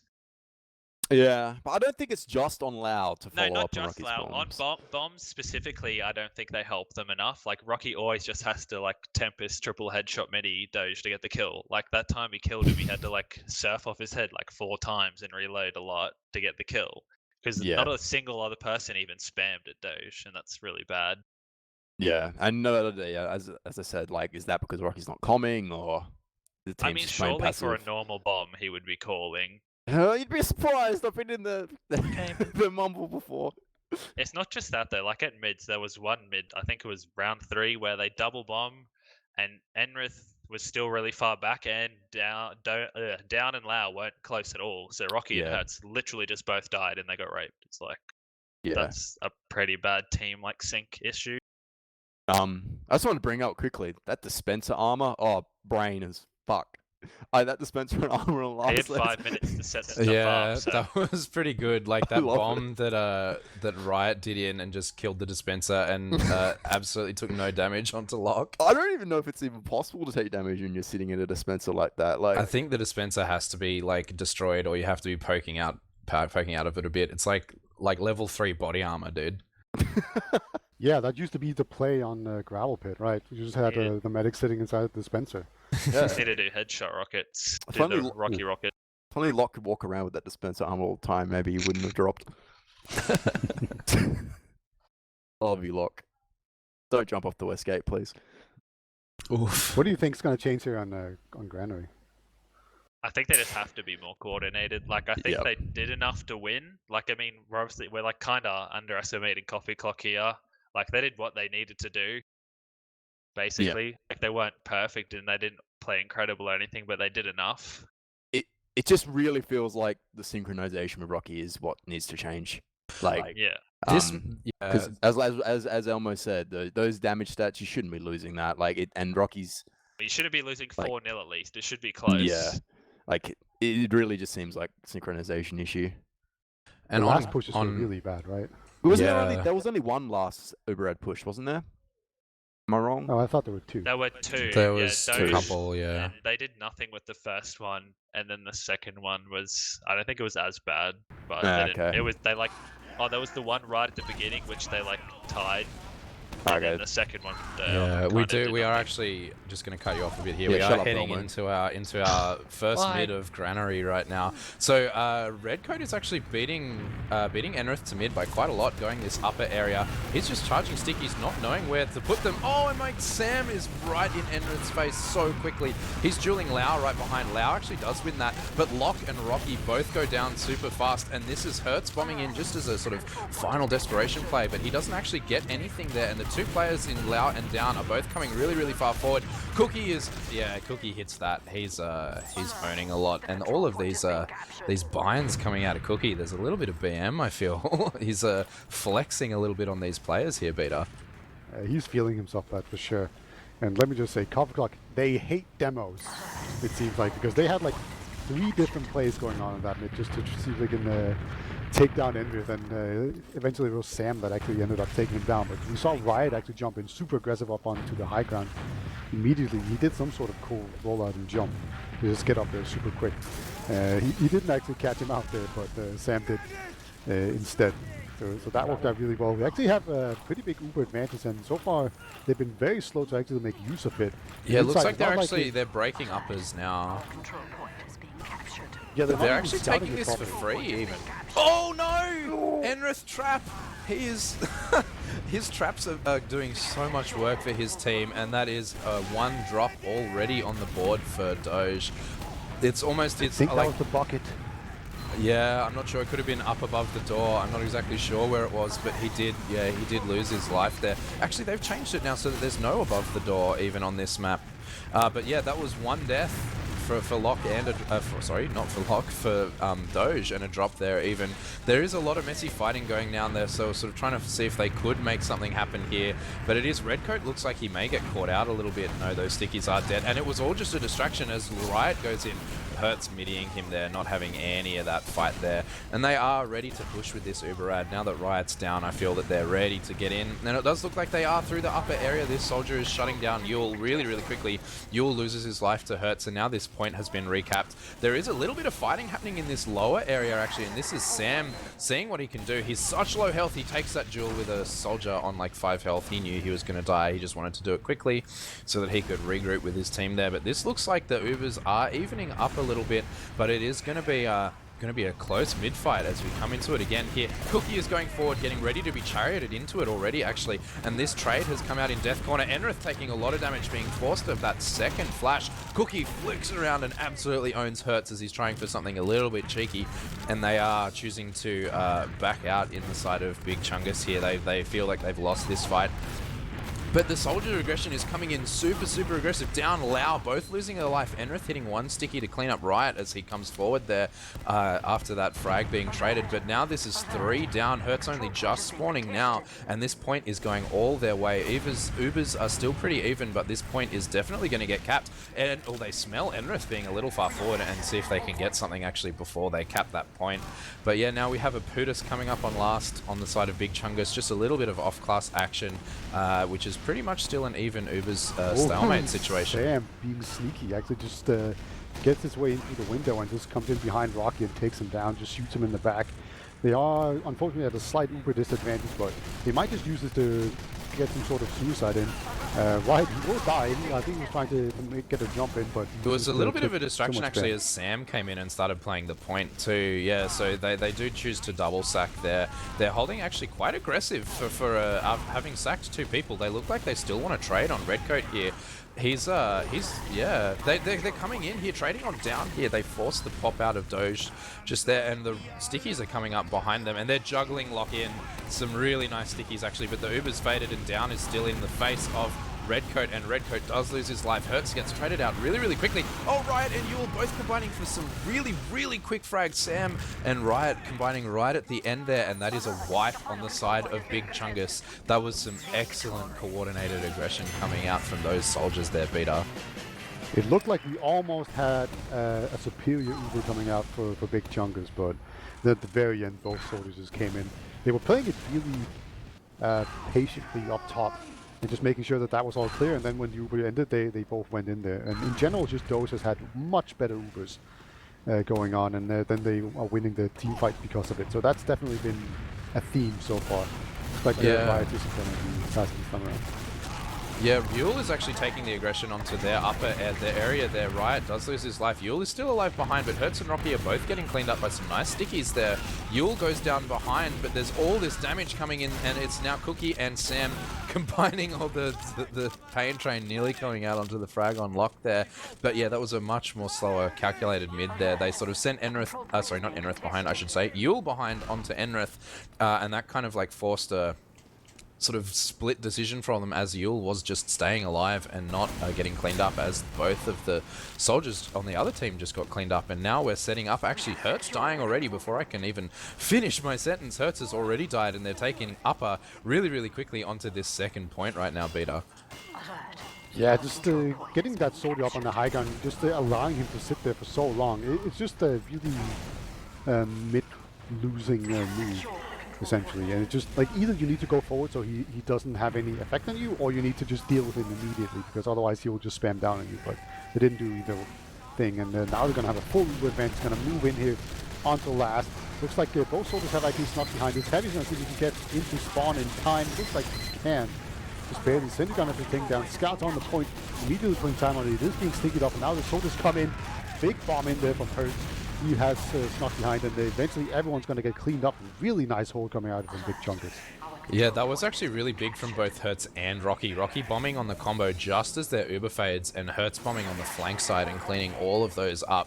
It's just Sam spawning up on this sniper class. He's going to hold their death corner. Looks like he's going to see if he can get some sort of hero shot. Hertz is in through that area. He, I think, has seen him. Yeah, that shot's been so taken. hard to survive. Somehow. He was being watched by Sam, and then he just penciled and just like fell straight down, and Sam missed. He was like, this is too easy. That's so lucky. They do manage to get this this play here right now, and they do cap this midpoint now. They're ready to go. Riot, sorry, not Riot. Sam is still sniping. Oh, Riot is actually in behind. Sorry, Riot was edge bugging somewhere. I didn't even see that. Riot was indeed edge bugging. He does get that force out. Lock is popping and not dropping. He's learnt from his experiences so far. They are still trying to get this in. Taking this off Uber. Down is going to see if he can go forward. He does take Redcoat down super low. Enrith is doing so much damage as they're walking forward. And Doge drops their demo man. He drops 2 people before actually finally using here. And they manage to get the trade on the point. And this is Hertz going back for the back cap play. He's super low, and it does look like that he's going to take a fight here. He's just causing this crazy distraction right now. No, he does actually get cleaned up by Riot. Riot edge bugging there, which I believe would... does it still get you banned in ETF12, or did they change that, Peter? They changed it, but we still make fun of it. Yeah, before it, so it's fine. Oh, and this is Locke is getting bombed right again by Riot. Riot cleans him up yet again. Riot does lose his life for it. Sam also loses his life after getting another frag on the flank there, it looked like. And now this is actually just Down being caught really far forward. He may lose his life. Cookie is actually being a little timid with this duel and causes Down to get out on about 50 health. This is yeah, this is some really coordinated play, just cleaning up these players who are still just that little bit too far forward on the side of Big Chungus here, Peter. They're going to set up here in yard, see if they can find a way in. It is very difficult to push from second into middle on this map. It's gotten better since they widened the doorways and like even added an extra doorway on one side. So Yeah. it's more possible to push in here, but it's so easy to just... Like Rocky's up on the high ground. He has been spotted, I think. He's shooting at people. Yeah, he's been spotted. But He still, Hertz manages to get kill. Cookie with a cross map direct. That was pretty funny. They do actually choose to like back out here. I don't know if they think Locke has a little bit more or Uber than they do, or just like this one player down in Cookie. They're like, we can't take this scout Uber anymore. We're just gonna wait for this to even out and settle into a more comfortable stalemate because we are 1 round ahead. Does look like that is a little bit of the thinking that they're having here. Locke is now coming up on his Uber now. So it is just a little bit of spam. Actually, Yule doing quite a lot of work right now. And this is all the flank players coming up from Lau. Lau wins the duel against Riot. Yule goes down as well to Hertz. Enrith does get traded out there, but that's 3 down versus 1 down. And Cookie is actually on Spy right now. Is he committed out? Yeah, he has committed out on Spy, actually. He's behind them. Coming through, it looks like he's going to commit through Z here. Let's see if he can make a play. He is coming up through this Z position, but the point's being played. Lau can spot him right away. Nothing coming of that, unfortunately. The point was played. Hertz and Rocky both down there. Unfortunately, Cookie play, not quite Paulsen level Spy play, but it's getting there. He didn't contribute at all to the Fuck fight. you, Xander. Which is probably the most important part, right? So he was just he helped lose his team that fight. We're actually going to see an Uber exchange, and we see Enrith just powering in. So he's pretty deep, and actually Down's going to go down Yeah, himself. that was a Sam big going the brain opposite play direction. from... Yeah, Sam just walked through everyone while he was shiny and fragged the players behind. That's really good, giving his team actually a little bit of that player ad right now. Rocky goes down. Lau is doing a lot of work there, but unfortunately gets cleaned up as he was in behind. Hertz hitting a nice rocket there right at the end. And the health is so low on red team right now. Some rockets from Hertz cleaning up the scout. And Sam is going to be taking down some really nice rockets from Hertz. That's really impressive, keeping his team in this fight. And it is now 3 down. Yule actually only Red just coat is spawning now. caught. He's actually gonna backcast. And he has the paint Oh train. my goodness. Clutch moment. They're just standing on the point right there, and Redcoat manages to come in huge for his team. Looks like he's going to give it a little bit more chance for his spawners to come up in. Sam coming up. There's still a demo man down for this push though, which isn't ideal. Lau is taken down solo, and the bomb is coming in, forcing that out from locked there. Sorry, and we do have Rocky jumping forward, seeing what he can do there, but they're all down, and it's such low health on Hertz. He can't really commit to any fights here without losing his life. Looks like he is, losing his life as I say that, unfortunately there. And we do have some stickies actually right above them here. They are dead just a second too early, unfortunately. And this point is getting capped while Hertz is still dead. Yep. You have a demo man alive. You have a full Uber. There's no way you're not capping second. It's just a matter of not losing too much. Gonna be super aggressive here. Enrith is already down to half health, so that means that he's not gonna be able to jump out if things get too hairy. And they are getting in here. They're only about 30% advantage. Now there's gonna be a big bomb from Rocket. That is a drop. That's a drop. Yeah, that's so. Rocky was spamming some really nice rockets across that, and Doge was thinking he can just sort of like cheese that a little bit, but Lau just walks around the corner right into him. This Uber is forced really early from the other team as they're walking in through their death corner. Yule does lose his life for it, and Redcoat is such low health. Sam is going behind a little bit, seeing if he can play that, but it looks like, he's running straight into Lau. He's going to lose this fight against Lau. Yeah, he does. So this is mid, not even trading hands right now, and it looks like blue team is in the commanding position to push towards their second now, despite losing their Uber in that fight. I want to see Big Chungus actually get a proper last push and succeed in doing. These stickies are still here, by the way. Oh no, they're finally getting shot down. Yeah, this is definitely their point to push. This is still even Ubers, and the gun is going up. They're playing it quite safe actually on the side of Coffee Clock here. But I would, as you say, I would love to see Big Chungus push a last point here right now. It's been the big roadblock that's really been preventing them from getting in this game, because they have been winning team fight, they have been getting some good plays, they have been getting medic picks. It's just they haven't been able to convert it into an actual round, and that has caused them to have to play in a way that they didn't really like to, and then that just snowballs out of control. So hopefully they can avoid that now, but they do first need to deal with the sentry gun. They have already done that. It might be going back up, I don't know. But that's the first part, and then you actually have enough space to get in here and perhaps get a suicide. So yeah, they are coming in now. There's quite a lot of players going for Lau. Rocky actually going down. Down goes as well. That's a 3-man sack. That's a really ballsy play. I'm not sure if the stream caught that as well, but there was a really nice actually sniper angle into upper from Sam there. Sam walks into that trap and loses his life. Hertz is in a position. He wants to take this trade. Here he comes. This is the trade. Doge is milking. He's milking so well. Wow. Oh my god, he's still milking. He does finally use there. He's been in that position before where he has unfortunately dropped. Locke is actually surfing this damage from the scout really, really well and manages to survive in that fight. That was a huge milk from Doge there. That was crazy. He should have used that way sooner, but somehow still got away with it, Peter. Yeah, he actually, if he had like superhuman reactions speed, he would have actually seen he didn't even have to pop. He popped this like slightly after the guy died. But yeah, like I don't blame him for popping there. He's been doing so well at just milking these, and it hasn't really been biting him in the ass too much so far this game. He has dropped twice, I think, to milking a little bit. But yeah, it is actually I believe the stream may have crashed. I'm not sure. Our wonderful streamer Thermite has just messaged me saying that he has crashed.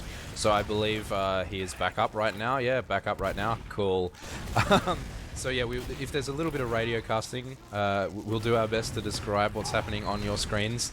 But yeah, we do have this reset coming in again. Even Uber's onto second point. We have no off classes that I can see right now. We are actually seeing this exchange coming in from Down. Down is just missing. There's so much BM from Doge as he's just like waiting for Down to miss these shots. And then just standing still, which is a little bit crazy. Down actually does come in right at the end and manage to hit a shot on Redcoat, and they're actually 3 down after that fight. That Uber exchange didn't go in their favor. Down is ready to make a move here. Some nice rocks actually coming in and some nice bombs. There's a lot of damage coming in here. The scouts are both so low. Down is actually pretty healthy on point, and the health is coming in. Yeah, and that is... Yeah, that is the first round. This is 1-1. Despite this being the first round that Big Chungus have actually won, this game is really, really close. And I think this map, especially because the scouts can't do as much on these mid-fights, I feel like this is their map to take, Beta. Yeah, last time around we saw Yule get behind, so I'm definitely looking at what the coffee clock roamers get, or like roamers, both soldiers get achievement. They're gonna immediately jump Envy. Oh, Riot. Envy actually wins the duel, so Riot being cute, the second soldier comes in, actually lands on the ramp, or the lamp, sorry, and actually eventually goes down as well. So it looks like coffee clock has just completely failed this. It just lives and dies on the roamers. I don't know why I'm calling them roamers. Both soldiers just going down, and Sam even gets caught in as well. So this is looking like a complete steamroll round, only saved by the fact that Doge is still alive. Yeah, Doge and Cookie attached at the hip there and managing to survive. That's one thing that Cookie does really, really well, is he's so good at charioting his med out of these dangerous situations. They do come up on their Uber right now, so it is even here, and they do have the big old brass beast Putus up on the pipe there. But this is definitely pushable for Big Chungus here. They're just going to sort of see if they can poke a little bit for this pick, and it is a sack coming in. It looks like Lau is sacking for Sniper here. Sam already up on it, taking him out in the end there. And they are, yeah, just going to wait around. Just Locke is slightly outside the shutter position. Cookie is taking so far forward. Oh, unfortunately doesn't manage to get anything to happen there for his team. And Enrith is just huge with his stickies here. These self-defense stickies are coming in so much work. On mid, when he absolutely farmed Riot, and just on that fight there, when Cookie walked at him, he just dealt those stickies. They do actually see Lau is up on Sniper right now. Cookie on Spy in Spawn, just checking to see what's exactly happening. Sam is back on Scout though, so they are ready to push if they're just waiting for Lau or his team to make a mistake here. Oh, Sam actually does opt to come back up on Sniper, I should say. They are settling in a little bit here right now, Beta. We're getting ready for the big Sniper duel. I actually have a pretty unrelated question. I've been seeing a lot of Brass Beast, and I only see that in ozfortress. Well, why is that a thing? I believe it does more damage at the sort of downside of not moving much, and seeing as your role on last pushes is basically just to stand still and deal damage, the kind of advantage is more damage with a little bit of damage resistance when you're spun up, with basically the only downside of you being not able to move. So I feel that if your role is just standing still, then it is definitely the gun to be running on heavy right now. It originated as a bit of a meme in Pugs, and everyone's just running it since. That's kind of where it came from. No, it's because Yeah, I don't everyone's know. trash at heavy and can't dodge. Like everyone in Europe uses the Tommy slot because it has a tighter spread, so it does more damage. But yeah, It does less damage up close, the Tomislav. Tomislav is better for range with it because of its tighter spread and things like that. But Brass Beast is basically stock with damage resistance, so you're kind of just like standing there absorbing damage and dealing damage. It's like legitimately, I think, better than stock for these last pushes, and I would almost never run Tomislav on last, just because it does that slightly little bit of less damage at close range, and your role is really just a sponge that can deal some damage. So if you've got that damage res, then it's much better. Cookie actually, while we're talking about interesting Putus stats, Cookie takes a duel with Hertz up top and absolutely owns him. So he's taken down, and his team is right back out of this. Lau is going for a little bit of a meme angle here, and he does dome Sam. His aim is coming right into play here. He's ready to make a move through this shutter, but those stickies are shutting him out really, really quickly. And that Hertz is is on indeed Spy. Look at that. He's coming just, up on his main.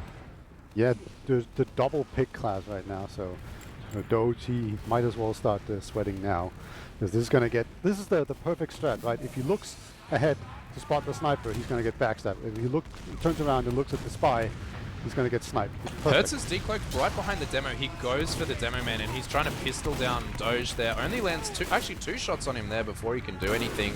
But, and they're using actually this as the exchange. Lau loses his life to a scout that was super aggressive there. And now that is Enrith actually being dropped in that Uber before Locke uses. And this is actually really disastrous for Big Chungus here, as they are forced to just chariot their med out with that Uber not really doing anything. Unfortunately, Locke dropping most of his team. I know this is something we touched on in pregame of Locke milking just that little bit and letting his team die around him. And I feel that's exactly what happened just then, Beta.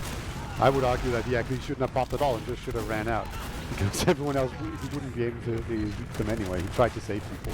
He could have actually just ran out. Oh So no, he for dies once as I would well. just go in the opposite direction, but he goes down to Cookie. Lock here dies, and now Doge is just the lone survivor. Cookie, he's still on the prowl. He's on the midpoint here. Looks like they've found Rocky. He's gonna try to jump around and gets piped.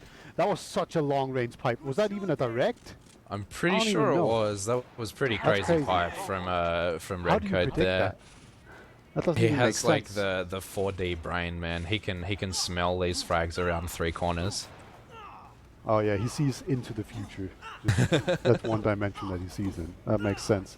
Henry's gonna do his patented trap. It wasn't a bucket, I guess. It was in the top right corner. Hertz there, is and, actually behind right now. he oh, gets, they ran past the sticky trap. He didn't dead it. Wow. Yeah, Hertz actually gets cleaned up behind. He does kill Cookie though, and does a little bit of BM of his own there.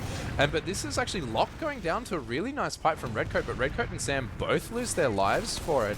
And these Ubers are sort of not in play at all right now, as this is probably gonna reset themselves into quite a lot of ad as Coffee Clock is getting ready to push here. They're just waiting for their spawns to come up now.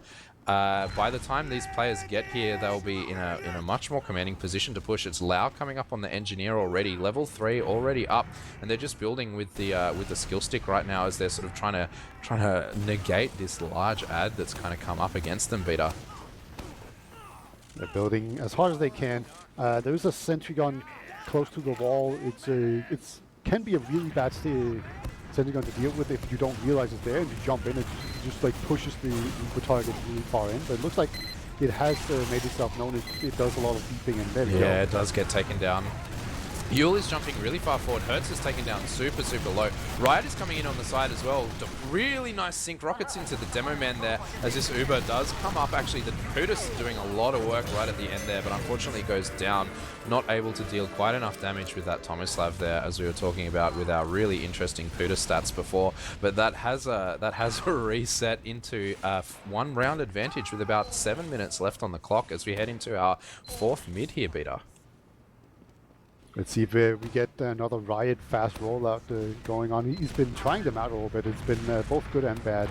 So he lands right on Enrith's face, but unfortunately misses the midi. Yeah, you were talking about that fast rollout. Unfortunately, Enrith and Lau are too strong for him. Hertz is like really busting out the pencil jumps this mid, and that's coming out in favor of his team. Actually, they just lose Riot and actually Cookie in the end there. They do try to trade Hertz out for the end at the end of it there, but that is two gamers down to the power of the Hertz pencil jump. Enrith does lose his life to Yule. They do trade out right at the end there. But these are last ditch frags are doing, like, they're all such crucial classes that are going down right now.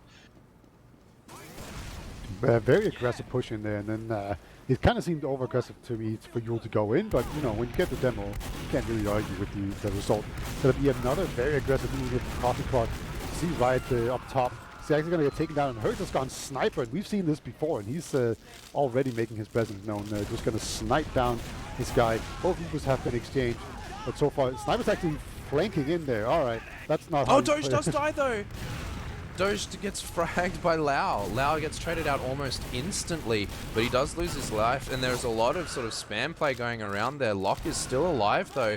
Redcoat loses his life as he's trying to get a little cheeky like that. Doge doesn't understand what's happening, and there's definitely a little bit of a chaos moment there as there's sort of players in every direction from them, Beta. Have you ever retreated from mid only to be flanked by a sniper who just goes straight into your face? So it's not every day you see that. It didn't quite work out, but there was a lot of other people in there as well. So they did eventually ended up getting him. So good times was had. There's an Uber advantage on Locke right now. I think there might be a sentry going up. Yeah, it's really far back. It's actually already level 3, but it will not cover the point. So whether or not they want to deal with that is basically optional. There's also a heavy really far forward. He's getting his level 3 body armor getting set up as well right now. The Uber is actually already committed in. The Putis is not taking damage because of this body armor. No, he finally goes down right at the end. But these soldiers are coming in huge. Yule and Riot doing so much work. Looks like Lau is going to just try to escape with his life. Yule is doing a lot of work keeping Rocky out here, but they're ready to repush. Lao is full health again, ready to go in. So much damage. Rocky is jumping forward, doing so much work for his team, but Cookie is just absolutely farming 2 or 3 kills in that last hold right there. And these are just spawners coming up as Lock and Down are just sort of running for their lives. And Enrith is now super actually far forward from his team, managing to get those stickies out to protect himself though. But now this is about 50 ad. It's going to be, I reckon, on the side of Lock here, and they're ready to push in onto this second point very soon. Usually they did pick off the medic there, and it looks like Yule's going to lose a 1v2 here in Lunchbox, and they're going to go up top. At least a single scout going to go in here. See Riot, he's hiding up top, trying to make sure that they don't push too fast. But this is another push like this, where it's a little bit of a smaller advantage this time around, but it's you can definitely kite Ubers quite a lot. And you can actually see them go in before the Uber has even been fully built here. So they get in really far, going to pop this kid, and they've done a ton of damage. They're going to catch out the demo man. That's really important. They can put time on the point. They've actually got a ton of time on it already. So if they just breathe on it for a little bit, it's so close. Medic's on the point. No, gets taken down, and so does the demo man. Barely fails that last push. Yeah, they just got a little separated from each other there. It was like if Locke and Enrith had retreated like to the same side there, they could have just, you know, hit one sticky on those really, really low scouts, and they would have won that fight. But instead, Locke chooses to go for Saws on point and not heal his very low demo man, and that's what I think costs them that fight right at the end. That's really unfortunate, I think. But we do see this point having been recapped in the favor of Coffee Clock, and their Uber is all the way up, and they're pushing towards mid right now, as this is looks like they're going to see if they can go upper, maybe. I'm not sure exactly what push they're going to make, but they're all running into some buffed players on mid, ready to fight them right now, Beta. Yep, and we've got the lamp hiding soldier up there as well. Last time out, he just spammed people out somehow. That worked out. Like, he is spamming them already, so they should know he's there. Yeah, he's just using it as a spam spot. That's pretty interesting. Normally people use it as a hiding spot to drop down on people and just sync up some rockets and drop people instantly with massive damage. But he's just using it as a spam spot. So that's kind of an interesting take on that. But it's just going to be an exchange of spam right now. The single scout's going to be in pretty deep, but he gets out alive. So yeah, it's a little interesting that they actually opted not to push there. Like, that was about 30 seconds worth of Uber ad that they had that they didn't use, and now they've set it up to even and just like sending Rocky in right in the... on 9 HP. Oof. Yeah, he's I'm dropped pretty to sure that he hadn't before. seen Rocky there. Yeah, He's just kind of standing still. Yeah, it's like it's definitely the safe play. They're a round up with like 2 minutes left. They don't want to take a chance, but like, you know, that's a full Uber. You can do a lot with that, and that's now the impetus to push has been reset onto the blue team here, as they've sort of gone in and got the force, and they just run straight out again. They just sort of hit a couple of shots, or Down rather hits a couple of shots, and they just like reset right away. They're just ready to build these Ubers and beat their head against this wall again with a minute left. There's one more Uber left in this game, Peter. Yeah, it's not much time. It looks like Yule's going to trade here. Oh, but this damage. Yeah, this damage coming in. 2 down. Yule and Redcoat both losing their lives, only for Lau. Scout on mid as well. So he's not in front helping them with the fight. And I don't think he has time to do the back cat either. And I think they know he's behind. So this is actually looking really good right now for Big Chunkers. They just need to not get completely screwed over by the scout who just comes in and backstabs them, essentially. Yeah, Sam is up top. He may actually take this fight with Rocky, and he does, and Rocky looks like he's going to die. Sam gets out. That's huge. He's running all the way back to that resup here. There is about 30 seconds left on the clock. These Ubers are just coming up now. This is do or die for the golden cap possibility here for Big Chungus. They need to come in right now. This is their map to win. We said it at the start, and here it comes. This is the push coming into last down, doing quite a lot of damage onto the to players, forcing a couple of flashes there, but it's actually they're forced on such low health to go out. Lau goes down. Down actually manages to catch Sam on the repush there. Yule looks like he's going to lose his life to down too, but this is the Brass Beast Putus just absorbing arrows on the point, doing so much damage absorption here, but it looks like it might just be a little bit too, and it's just Enrith in a melee duel with the medic. 1 second Oh though. no! Barely, no, don't get it. Like, the Devilman could have definitely won that. It was just a bit too slow. Yeah, unfortunately got meleeed right off the point there. That was clutch. Doge said the no voice command right at the end there. That's just like one last little sort of BM moment from Coffee Clock, I feel. But that was such a close game, and there was so little in that, as we said before, the bee's genitalia coming in right at the end there. We might head over to our wonderful analysts yet again just to talk about this map, and it was so close and so exciting, guys. How was it on your end? I'm so so dumb, mad dude. that Big Chungus didn't push in that small time period when the Ubers weren't up. They had a 2-player advantage. I actually Yeah, and Sam don't was know. literally behind, and they literally waited for so long. Maybe they thought they had ads somehow. Yeah, I don't see how they. doesn't compute, man. They probably had that in the bag if they just pushed right then. Maybe I'm missing something, but they had a 2-player ad, 1 player of Coffee Clock behind. No, Yeah, they wouldn't have Ubers. even had the heavy either. If they hadn't Yeah. waited, they could have just like rushed them before they were ready. That's a big throw in my mind. Oh god. They did play a lot better in general though. Like they Yeah. but they were on for like most of it, right? Kind of just them waiting a lot to do stuff. I feel like Big Chungus could have taken this if they didn't screw up 2 of their last pushes. They Yeah, they were at second a lot.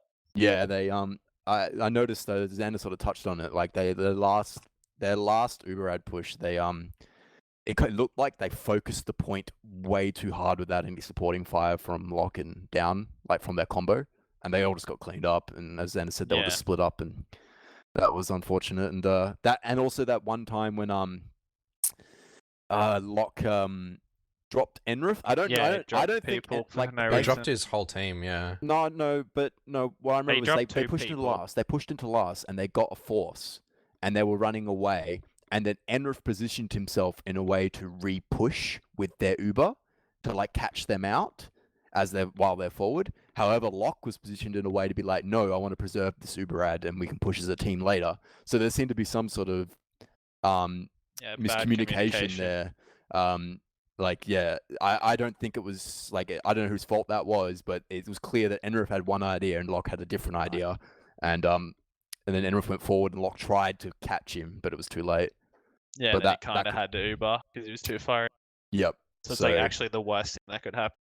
Yeah, like that could have been another round right there. It's just it just seems as though it's just surprising to me because I was going into this thinking that all right, like I would say that Coffee Clock's actual biggest disadvantage is their comms, because I've been in their mumble and there's no Yeah, it's fucking designated. hectic. It's just utter chaos. It's just filled with useless garbage a lot of the time, and there's no real like one main caller, and there's a lot of counter calling going on. But it seems as though there really seems to be some lack of communication on Big Chungus' side tonight as well, which is surprising to me because Hertz is their designated main caller. And I know Hertz can sometimes get a bit quiet when he's tilt, so... I mean, it could be like Hertz isn't really always with the combo though. So like that situation, Hertz probably isn't there to like tell Enrith and Locke what they should be doing, you know? Like they kind of have to decide that themselves, but they just didn't. Yeah, and I think Big Chungus' biggest disadvantage what I was going to was their flank, and I think Elmo... I think they played a lot better. I think they actually did flank things this time. Like a couple of the times, Lau actually killed right, which I don't think he tried to do it all on Snake. So that was good, and that got them in behind a bit. Yeah.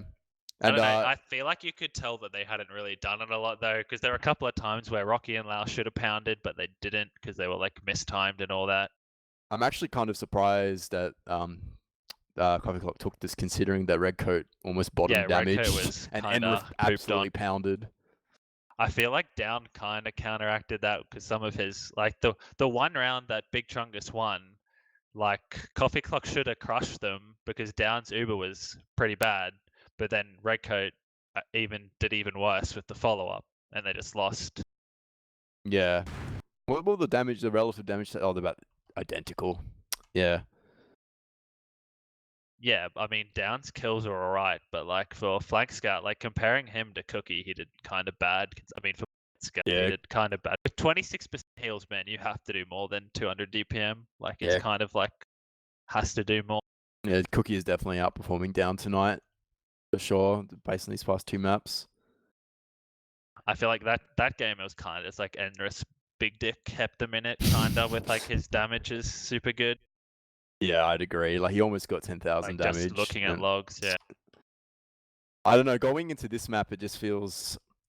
I don't know. I'm trying to think what they could work on. It just feels like this lack of communication in their team. Everyone just seems so very split up. Coffee Clock just seems more of a unit. The good old Hertz destined for second kind of grand final. This is Yeah, without you and me carrying him, Elmo. yeah, typical. Yeah, no, I think that's really what they've got to work on. It's just this like It was good that Locke did a lot better on that map, apart from that one thing we were talking about before. Like he did die a few more times, but Doge dropped twice and Locke didn't drop at all, Yep. which I is always believe a good that start. makes them at 3 each, though, in a Yeah. sort of match tally. They've dropped to the same amount So of they're both times. equally Yeah, terrible. but it's still a good improvement though from Locke to not drop a lot. Yeah, they're both big noobs. It's just like kind of looking at the heal stats. It's like Rocky and Lau got nothing and they did pretty well with that, while Down got 26% and didn't. Who do you Do favor enough. going into this map then, Elmo? I don't know. It's hard to know because the teams I feel like are going to snipe a lot, so it might just be whoever snipes a lot. And Rocky is absolute dog dick at this map. That's no a, offense, that's a but phrase. Rocky- It's almost Rocky as just- bad as B's genitals. Yeah, Rocky hates this map. He'll freely admit it that he's shit. I know And that I feel like this is a Riot Redcoat Yule kind of strategy map. Like they almost beat us on it, but then they stopped doing the epic pencil jump genius strat and oh yeah, they lost. don't have soul. So Yeah, they're they don't have the missing their key most pencil important. player. Yeah. I think Yeah.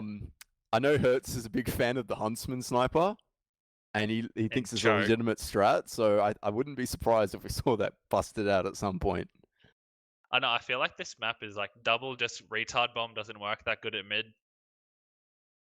What happened Yeah. to most of the mids? I don't even remember. Do you remember what happened with mids on Grand? You were telling me that apparently their Oh, bombs are out of sync. one of the mids they lost was It- because Hertz did a big bomb and Rocky should have done a big bomb at the same time, but did it 5 seconds after. I think So they both just died. It I was think awful. it was even mid wins, but I know Riot was going very fast, and I don't think he ever Well, really. the first mid, burst it was mid. like nothing they could do. Enrith just died and they lost. But after that, it was kind of like the next mid, it was because they failed their bombs. Okay, yeah, no, okay. Going into this map though, I think I'm gonna have to give Coffee Clock the edge right now Yeah, because it me just seems too. like they're playing better It seems tonight. like, I mean, I feel like Process was their pick, and it's a Yule Riot Redcoat map, and it's a good scout map, so it'd Hopefully be it's tough close. on them. Yeah, Enrith we does do pound at actually mids, we though. do actually see our ready up coming in right now as we are heading into our first mid of Process here. This is Shut do up, or Elmo. die for our big chungus here. They need to take something here, and it is all of the ground is actually being taken by red team right now. But the two soldiers are coming in really aggressive. They do manage to get Doge down, but Cookie and Riot are actually coming in and farming everyone else. Down did manage to get one frag on the other team, but they are taken down quite low. But they do manage to wipe in that team in that mid rather, which was really interesting play. Did you catch what was going on there, Beta? It was hard for me to tell, really, because it seemed to me like immediately, Hurt was in a really good position. He survived for ages, just sitting up on some high ground, shooting down. But he didn't just manage to do some that much as Riot. He's been spotted sitting in the skybox. All right, see you later. Yeah, So, he's done didn't that work. spot a little bit too often. I think that's one that he did in the grand finals a couple of seasons ago, and he's he's known for that now.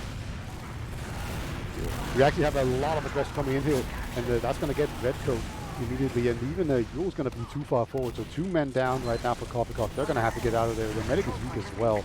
Just a single rocket will take him down. He has picked one This up now. bomb is actually coming in huge. Quickly. Oh, big. They haven't actually managed to get Locke down, though. Locke is taken down super low, only down to about 15 health in their choke. But they're in no position to bomb anyone in, and they've put all of their eggs in that crits basket. And unfortunately, it didn't play off as Locke did some really nice dancing around that rock to survive here. We do Got a have... huntsman. Oh, do we? Sam actually does lose his life right at the end there. Yule is just from spawn, seeing if he can spam something out with that huntsman. But yeah, he does actually manage to back spawn there. And this is a full Uber ad pushing towards last as Sam is only just spawning now, and the engineer is only just setting up a level 1 on Cookie there. This is definitely a winning position, but we've seen them in this position so many times before, and it hasn't worked. What do they need to change about this push to make it happen just as it comes in here, Beta? I think they need to play point really aggressively. They're going to jump in the demo very quickly, and they have a scout on it, have a soldier on it. They have so much time on it. This is exactly what I wanted to see, but they haven't taken down And the it heavy works! part. It doesn't matter. There we go. Amazing! They did exactly what you push. needed them to do, Vita, and it works. Just that point play right away. You're a genius, and that does pay Clearly. off for them. Yeah, it's so good, right? Because even when you kind of mess up, just standing on the point is so simple that you'll just kind of accidentally do it, and then you can cap it out. So yeah, it wasn't the best push I've ever seen, but they got the cap out, and that's literally the only thing that matters. So that's going to make it 1-0, so they're ahead for the first time in this series. But this double soldier aggression is coming in huge this mid, and it's actually Lau backing them up this time. Lau is getting 3 cleanup frags, I should say. Down actually does manage to get Riot there at the very end, and it's just Yule on about 80 health being chased by Lau. Lau is on the frag, but Lau loses the duel. Yule on 13 health. Just putting a little bee in Lau's bonnet just there. They do unfortunately not make that out, the full wipe. Yule surviving on such low health there, but that mid was very, very commanding from them. That's really nice to see coming out right now, and they are sort of showing them how to play process right now, Beta. Yeah, that was very, very good. It could have been even better, but they just happened to lose a single person more at the very tail end of that. So getting to second could be a little bit more complicated than you'd like. See Riot, he's holding pretty far forward. They're actually going in through lower here. And here he comes. Yeah, he's going to get the force out. So that's a bit unfortunate that they couldn't stop that, and everyone else is just out. That was just a single soldier getting that force out. So really well played by Riot, and a bit unfortunate there that they didn't spot Riot being that far forward, because that felt preventable, because he was the only one out on second. So they're just going to keep on pushing. They're actually playing the point here. They do actually manage to force the Uber out, and it's actually Yule not Lock getting is flashed right at the end. Oh, Yule does actually survive. Lock is caught as well. Yeah, Lock does killbind right at the end. Or maybe, yeah, I assume that was a killbind. I don't think you can frag yourself as medic without killbinding. Down, running for his life there as well. Lau is trying for something a bit cheeky, but looks like he's forced to back all the way out through this IT area too. And this is a successful last hold and a second cap from Coffee Clock. Yeah, it was really weird to see Lock being in. I hope there was like some stickies preventing him from getting out, because otherwise he misread the situation really horribly. Like at that point, I think you just run over the stickies and hope the demo isn't watching it, because he was just in so deep, and there was just no way that push was working after the first little exchange from that whole push. So yeah, that looked really bad. So as a result, he's going to have an uber disadvantage. A lot of spam coming into this jungle. You see the Coffee Clock, they are getting ready here. They're going to send in the soldier first, and hopefully the more will follow. He actually destroys Rocky. Nice direct coming onto him, and they have actually managed to get in here. So really nice done job here, but it is going to be an even Ubers, and eventually the scout with the Doge, he's doing his thing. There we go. Finally possibly good, but much better milk. Yeah, they do this play quite a lot. Running down forward on these even Ubers, trying to get a solo trade on their scout here, and they do manage to get the force most of the time, but like Down has died basically every time they've tried this exchange, and it's not worked for them. So it's interesting that they're still trying it all the time. This soldier is coming forward from Hertz. Hertz is doing a lot of jumping right now. He does manage to get red code at the end there, and he's jumping out. He looks like he may get another frag here. No, the duel actually does manage to jump out. Ooh, only just misses that. That's a really ballsy play from Hertz there, and they're converting it into a play from his team. I'm not sure if that they saw that they had a sniper up and that he wanted to play against the Sam sniper there and just go super aggressive, and he's still moving on it. Rocky and Hertz are both jumping through this choke really aggro. They're not giving Sam any chance here. Sam loses his life too. Lau is trying to take some forward duels as well with the soldiers in the upper IT area. Yule loses his life. Hertz gets trades us out with Riot. That's amazing there. Riot not very pleased with that right at the end. But this point has fallen, and they're going to get this force onto Doge. They do drop Cookie though. Cookie cratering after some really nice damage there. But Lock has not used yet, and they're just going to sit back and wait for all of their spawns to come in and push this with their full Uberad. And this looks like they're in a very commanding position already with one round ready to set another round on the board here, Peter. Really good decision to just go out there. No reason to take a 3v3 fight. You're never gonna win that before the respawners come in. But you actually see the double soldier bomb coming out here, and they're trying to get the force out as far away from their own point as possible, but they haven't been able to get it so far. Riot has gone down. Second soldier, I think he managed to get out alive. Yep, he did. So they will not be able to get out here before the Uber comes in. And there we go. Gonna immediately take down Seven Gun. Scout on the point immediately. Look how much time this is. 2 scouts on it. Perfectly played. Man, I wish they would have done this earlier where they just put people onto the point. But yeah, very aggressive play from Coffee Clock to just send in the soldier. It makes sense. It's just it's a very low percentage play, and it didn't work out for them. And then they just got counter pushed. And these last pushes are looking so good. Yeah, it almost looked like Redcoat was out of position there and just got caught by an Ubered scout and just died. And then that gun got caught down so easily. Sorry, Riot is actually jumping forward a little bit, seeing if he can get anything there, but unfortunately nothing coming for him, and he jumps backwards just a little bit. Hertz is trying to jump forward. Oh, Enrith and down, both go down to Yule though. That's a huge bomb. Lau is answering really, really quickly. Redcoat and Yule both going down to him there, but it is a wipe on the side of blue team now. Rocky and Lau just being the last 2 frags as Cookie is getting charioted across the point by his medic there, and they completely turn that around and finally get that mid in their favor here, Beta. That was a really strong bomb in there from Yule. I think that was just the really deciding factor there, because he just did like 400 damage with 2 rockets. Just took down the demo man, just juggled him perfectly, and then he even got the scout in the same rocket as well. So just that took away any momentum that Big Chungus had. Get in here. There's an Uber advantage as well. Looks like they're going to go through 1. It has worked out. Yeah, this sniper is sniping from spawn though. I don't know if he's been called. Yeah, they've sort of reset themselves a little bit here, and they're trying to take the ground in here. But they're forced really, really early, and Redcoat looks like he's going to die. Yeah, this gun takes him down as it's a little bit too far forward than he was expecting. And this is Cookie and Redcoat both going down, and they have completely beefed that last push, Peter. Just dropping the demo man to the center gun. It's kind of a classic, but it should be the other way around. Somehow they've been pushing out too aggressively as well here. Now it might just turn around again. And Yule just doing his little dance. Yeah, Yule did a lot of work there delaying for his team, as it means that Cookie has managed to get so far forward onto that point, actually gets absolutely mulched, unfortunately. That could have been amazing, but unfortunately he gets absolutely crushed there. But yeah, that was really clutch by Yule, getting 2 frags and staying alive, distracting for so long. Unfortunately, Cookie just stands on some stickies and dies, unfortunately. But yeah, they're ready to push this too, as Locke has his Uber up and ready to go. Looks like they're pushing through this IT. Riot does seem to get the force there. Enrith was taken down pretty low, and I think they just used to save his life there. Yule is gremlining just a little bit in this sewer area, seeing if he can catch any overextending players. But this Uber is ready to come in, and they're charioting all the way through IT here. And they're doing so much damage. Enrith is so low. He doesn't manage to die though. It's actually Sam that dies to a nice fight from him. Rocky is picked up, I believe that was behind, does lose his life there, but they're ready to repush on that, just off the Sam down. And the soldiers only behind right now. Yeah, only one soldier on the high ground jumping forward. Down actually manages to lose that, but Yule again. It's the high percentage play from Yule coming in, just that bomb, just all of that damage. Hertz does lose his life behind there, and Enrith is so low. Cookie cleaning that up. It's just Rocky spawning on this last point, and he looks like he's going to see if he can go for something through this rollout area.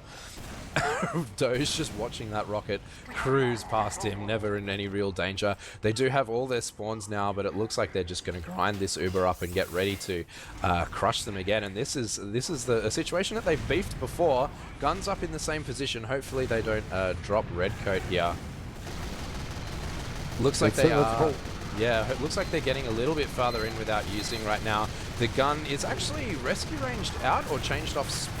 I think he changed off. Yeah, that's what happened there. And they're doing a lot of damage. Some respawn binds coming in clutch for their team right now. And the down is on this Putus. This is a situation where you would use the Tomislav on this big wide mid. He's doing so much damage on this big wide last, I should say. He's doing so much damage, keeping his team in play there. Looks like Doge may get caught out. Oh, he manages to trade with Lau. That's absolutely huge. 1 HP trade. You don't need 1 HP to make things work. But yeah, it's pretty interesting, right? Because they got in so deep with that Uber, but they didn't get any cap time on it, and that just seems to be the big deciding factor on these last pushes. Just the only thing that really matters is they're actually going to get the Uber force out here. They trade 3 players forward, so it's still to be be seen whether or not that's worth it. But no doubt about the fact that everyone else from Coffee Clock right now just way back in their own choke, just taking it easy. Hurt's actually going to eat a lot of spam, but like this point is not getting blocked. It's just, can they delay enough, or can they build Uber enough and get close enough to actually use it in time, or will they just have to slow down? The thing is, this is a very reverse situation from what we had before, where Coffee Clock was ahead and they could just slow it down. Now they can't. They kind of have to speed it up. And pushing on 40% advantage is not fun. So yeah, especially on a wide point like this. It looks like Jules trying to take a little bit of ground there, but he sort of changes his mind pretty quickly. They are starting to push now, but it's a little bit too late, I feel, as Locke is going to get his Uber very, very soon. They look like they're going to get the point a little bit, but they're ready to trade this out. Locke gets his Uber right now, just manages to use to save Enrith there. They're doing a little bit of body blocking in this choke area, but they have just managed to trade Ubers in this choke area, but mid has fallen to the red team of Coffee Clock right now, and we do see a stalemate setting itself up to happen right just again. They're ready to stalemate this out again, as there is 15 minutes left, but Big Chungus are actually 2-0 up in this third map right now, Beta. This is their push, and they may just choose to like sit there and not do anything. Yeah, I mean, at the very least, you can just send in a single soldier, right? You can do the classic send in the first distraction soldier and then send in the second one. That usually results in you only losing one soldier. So that's a pretty low risk play. You could also just sit back, because the thing is, being ahead 2-0 with 15 minutes remaining, like that's not a big lead, but if you just slow it down so that there's like 10 minutes remaining or 8 minutes remaining, then it is a big lead. So just the more time it goes, the bigger this lead becomes, the more just unassailable the whole position becomes as well. But Yule finally gets his jump after penciling really hard. He manages to jump in, but he just chooses to walk out IT instantly. Yeah, that was a sort of second-hand sack. He almost sort of tried to change his mind. Here he comes now. This looks like it's the right turn to get that happening. He hits that jump really, really well, but unfortunately gets absolutely crushed by Hertz. And this is another reset. We should hopefully see some kind of sack coming in from blue team soon. Hertz does change his mind, unfortunately. Looks like they're sort of just going to wait for this spawn. I think it's too little too late right now. Locke was actually pretty close to dropping there, because Redcoat was doing the smart thing and actually spamming in stickies as well. And one of those stickies actually missed by not very much right after Locke had taken the second rocket and he got the little med kit. So it definitely goes to show that even though that didn't work here, like sometimes you will drop a medic that way. So make sure that if your soldier jumps in, it's not just a soldier. It's like scouts and demos and everything, just spamming it out. And we saw that here, and definitely worth it. This is a huge bomb from Hertz. I'm not sure. It must just be like the info bomb, and he actually does find the sniper there, but stands on some stickies from Redcoat in the process. Yule was a little bit of a distraction for them to open the door for that sniper, and they both trade themselves out. Hertz was doing that bomb a couple of times, just trying to sort of get a lot of height up on this point to see if he can spot anything. He does finally spot that sniper, and the sniper is actually on Riot, peeking through the IT area a little bit. Locke is standing there though, so he's in a little bit of a I mean, I hesitate to say dangerous position because he's not in any sight line, but yeah, this sniper is able to get quite aggressive actually through the choke point. Does fall back as this this spam comes in just a little bit here, and Hertz is jumping really far forward, seeing if he can catch him out. But this is Yule coming in, does so much damage to Down, as Down body blocks for his medic there. Yule does lose his life, unfortunately, but we do see quite a lot of aggressive soldier play through the IT area right now. It looks like they're ready to do some kind of double bomb action, but Sam's got their number. They're actually not even going to take that chance. Actually, they run right backwards, and they're just sort of waiting for these heals from their medic. Yeah, the thing about the place where Locke is right now is that if a soldier ever gets in there, he's gonna force you, right? There's just nowhere for you to dodge. So it's just really, really important that your teammates body block him, and you saw Down do that just perfectly, right? Like he took a ton of damage, but he needed to do that because otherwise the medic will get forced. And we're just gonna see the sniper actually play inside of sewers right now, which is kind of the normal place to play sniper from, because you can open the door, you can have other people open the doors, and you can take a lot of space. And if you get some picks, you can just immediately push into grass. So it's really nice. And also, I think that could happen. Actually, Hertz going to try to see if he can go behind. There's gets caught a out. gun up level 2 by down, actually, on this point. This is this is interesting. They're just wasting time. They're saying, if you guys aren't doing anything, we're getting this gun up and we're like not giving your sniper any ground right now. Trying to do a little bit of damage there, but he's just forced back all the time. They tried to take that sewer area just a little bit, and he was sort of peeking through Al-Qaeda a little bit, but not really getting anything too much done from that sort of suicide area. They're pushing actually all the way through IT, really, really aggressive, but they drop Cookie before they go for this trade. The gun is still completely untouched as they are forced to back right out, and Locke, crucially, did not use. He was nowhere near that when they did that, and this trade has definitely gone in the favor of Big Chungus right now. They do have an engineer up, so that might slow them down just a little bit, but I think Lau is definitely capable of taking these Ubers right now. They might just not care to push. Like, they're just like, yeah, let's just wait 5 minutes and have it reset. We don't care. They could be that boring right now. Looks like they are moving though. The Uber is actually used through the lobby area. So much damage on Doge actually as the Demo Man jumps forward in Enrith, but he does manage to surf backwards and survive. Sam taken down super low behind as he is fighting, I believe that was Rocky on the flank. Sorry, down on the Rocky on the flank. He does get the pick on Rocky, but down manages to trade off in the end. Then the sniper in Riot is trying to see if he can peek out here. Does manage to dome Hertz, I think that was, but nothing else really going for him as all the spam is coming in. He's trying to see if he can get some kind of hero shot right at the end there, but they do back out here. The Uber is all the way up on Doge now, and they're getting ready to re-push this midpoint now, Beta. They must make this work. This choke is not really being spammed too much. Only one soldier in position to actually spam it out. And the scout has kind of gone behind, but he's on the medic, so aggressive, and again, just does not pop to these. It's almost like you either kill him or he just doesn't pop. That's just your two options. There's no forcing him. And yeah, now we see a very similar situation as before. Yeah, with the scout that close, like on 50 health, he was really big balls not to pop there. Looks like down does get saved by his medic as they do actually come in to try to take this. Cookie gets caught. Hertz and Rocky both taking out a scout each right now, but this sniper is in sewer. He's peeking really, really aggressive from this suicide area. Doesn't get anything. The scouts collapse on him there, and this is a little bit of a collapse from Coffee Clock here right now. They get Enrith, which is a little bit of a sort of consolation prize, but these soldiers are jumping right into that choke saying, hey, you guys need to get right out right now. You have no scouts to deny us. And now they're ready to push again, as these Ubers are still even, but the spawn's only just coming up now on red team. Looks like they may just take the safe option and build this rather than some kind of aggressive ozfortress, sort of like Australian off Uber push there, but there's yeah, they're just taking the safe option right now, Beta. Yeah, I think they have committed to just do a whole bunch of nothing until they win this match. I think that's the path forward. Just chill out, don't get forced, just don't push, absorb all damage, make them panic. They get jumped actually by a soldier, perfect jump in from Riot, gets the Uber Force out, and so much for that plan.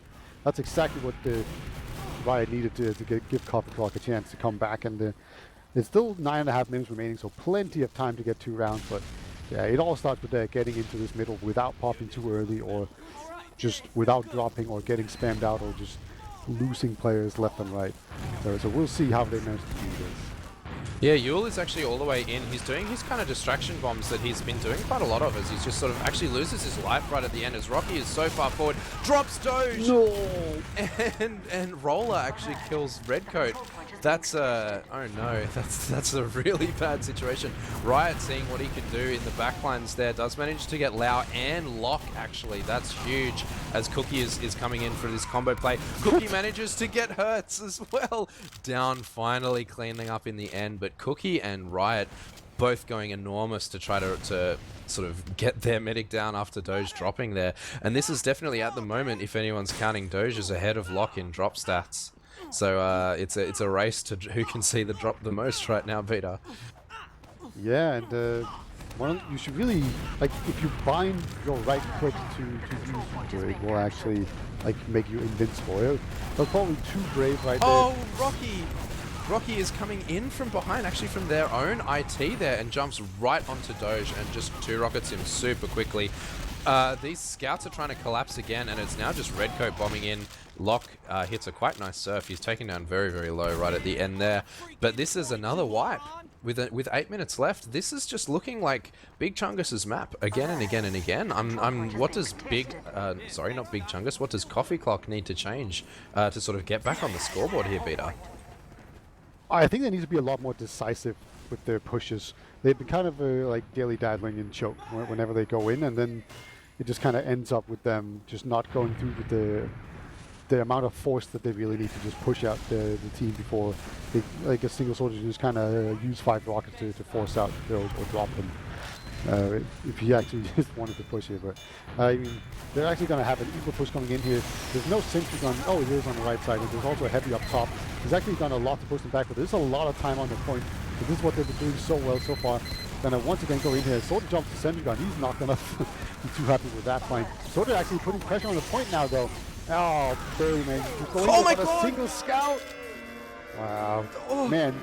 If I've learned anything from this map here, it's that getting cap time onto process last is the key. Everything else just doesn't matter. Yeah, that was it was just like just a second where Redcoat wasn't on the cap, and it's just Lau like put a toe on it and managed to cap it. And that's a king pencil jump from Hertz as we head into this next mid, as he jumps right up and down directly over the other bombing soldier there. And we do see actually now Riot is coming forward with Yule sort of backing him up there. They do manage to get down Hertz and Rocky down here, but Lau with the BM kill onto Doge melees him down right at the end. It's just Sam, and he's stuck behind them right now. I'm not sure if they know. Yeah, they do. Enrith knows. Enrith has a long brain. He can sense this coming. Sam doing what he can to delay it. He's doing actually a really great job of delaying. He does manage to take out Lau. That's huge. He's such low HP now, but this delay is exactly what his team needs. He's actually forcing them all the way back off this point, and he's threatening Locke. Yeah, a nice pipe from Enrith to close that out. But it means that everyone except for him is now ready to fight this, and they have all the position. Hertz goes down. This is a full Uber out on the side of Locke, but it's forced right away by Riot. And Yule and Riot are both behind them right now.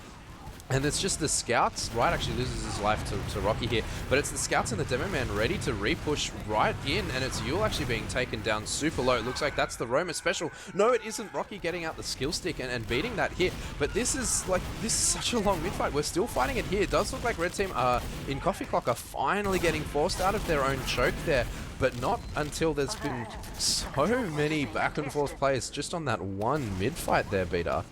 Yeah, that should have been over such a long time ago. Actually, just have a soldier jumping in, and actually the entire team jumping in. This mid fight is still going. Sorry, this Uber is committed in from Red Team. Rocky goes down. Hertz is actually stuck behind them. It looks like Yule is going to fight him there.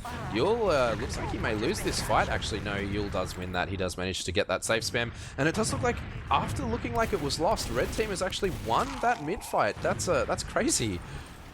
Yeah, it started out with Sam just going Super Saiyan, just killing so many people and delaying things, and then people came in over and over again and just delayed, and then eventually pushed them back, and it looks like it's actually going to go the other way once again. So maybe he gets jumped. Nice surf hit from Locke. He's getting spammed out by 2 scouts now as well, and just as long as Cookie dies here, as he should, it should be a mid-cap coming out here once again for Big Chungus. They are just in a commanding position on this map, and like, it just seems like whichever team gets ahead first will just play the defensive game really well, and then just absorb any damage coming into them.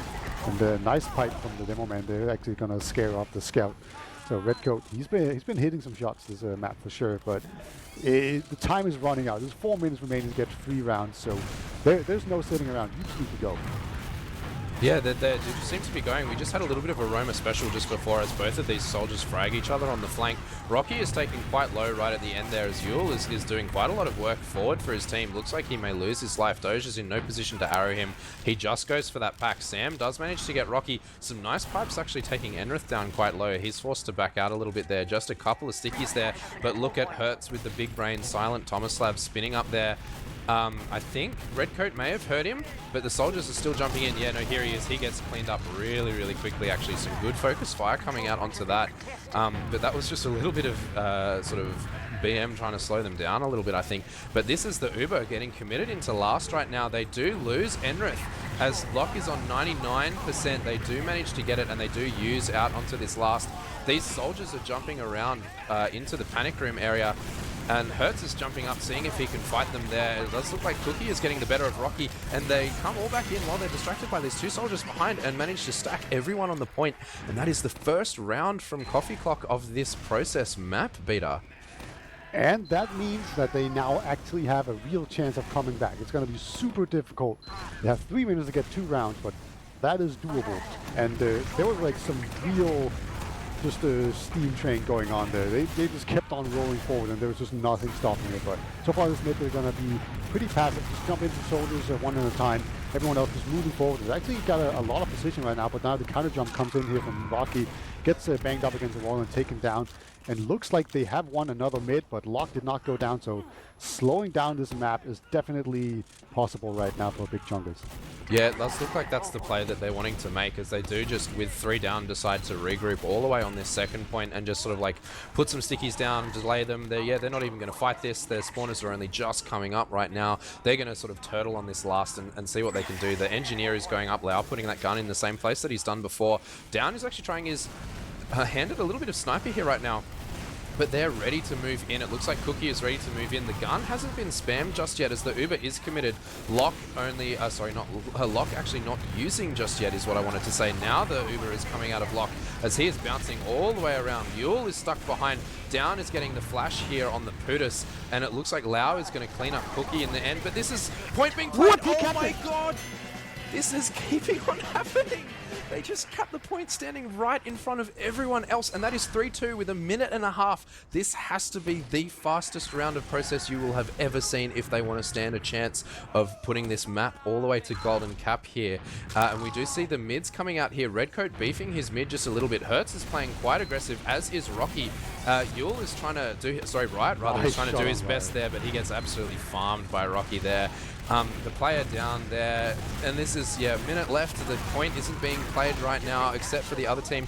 Cookie is doing his best, trying to dance around and distract the team just a little bit. Loud does lose his life, but Sam loses his life to Down rather there. Hertz is all the way in Doge, and it is now just Riot respawning after getting middied on that that mid there. And this is looking like it's unachievable right now for Coffee Clock, Beta.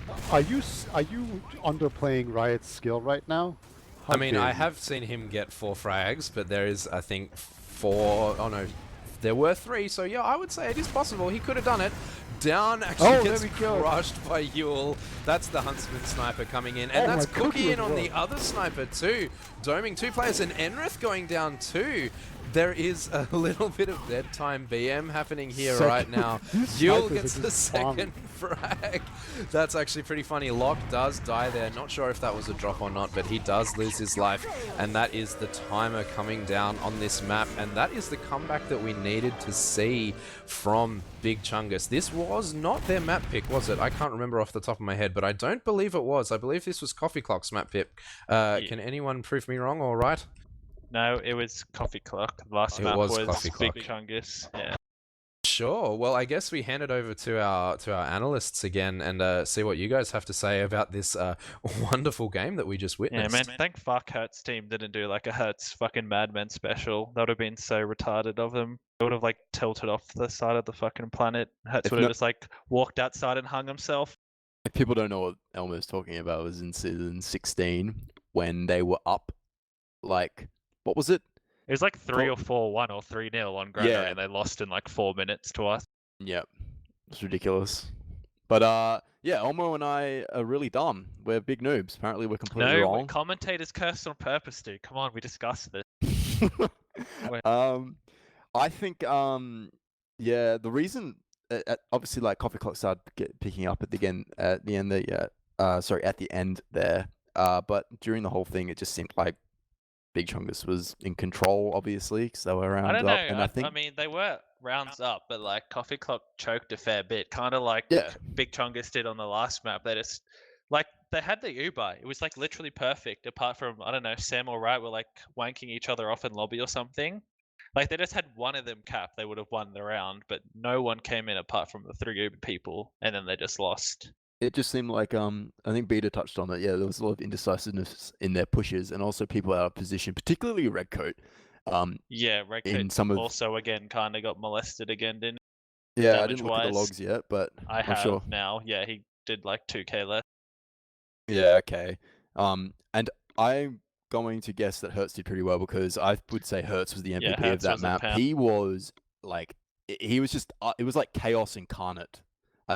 He was always behind the team and living, and the moment someone would try to contest him or something, he just instantly hit him with like one rocket to scare them off. And no, I think Hertz is probably like really what turned around that Hertz game for them. Really good. Enrith was typically just always big D. Like it's so much easier when your demo is just like he'll do huge damage. Yeah. I don't know. I Yeah. feel like Riot. It's just a lot of little was mistakes by kinda- Coffee Clock. I Riot feel did like. get forces, but he wasn't really effective in general. Yeah, it seemed like Rocky was more effective this time. Yeah, which is shocking to say the least. But like he got like there was like 3 mids in a row, like mid fights in a row where he would like drop Doge, wasn't there? Like Doge drops will die Yeah. to Rocky, Yeah. and it's like that's kind of unacceptable. Like, come on, Yeah. Cookie, open your eyes, mate. Yeah, I know. It seemed like there was just a lot of mistakes made by Coffee Clock, and on the back, I would say on the back of like Hertz and Enrith going very big. A shout out to Coffee Clock though. One of these plays that they did, it was really clever. So when it was a stalemate from mid to second, and then Coffee Clock was pushing on the big chungus as second, and I saw that they buffed up the flank, and then they got Yule to bomb around the choke, and instead of going for a force, he would enter in for lower IT to basically try and 3v2 the flank. But Didn't work, unfortunately, though, no did one it? was There there. was there, yeah. No one was Rocky there. and Lau, they forgot Lau doesn't play on the flank, and Rocky's a bitch, so he's never forward. But that was really clever. I'm ashamed didn't get to see it in action really. Yeah, I don't know. That's so going into this map.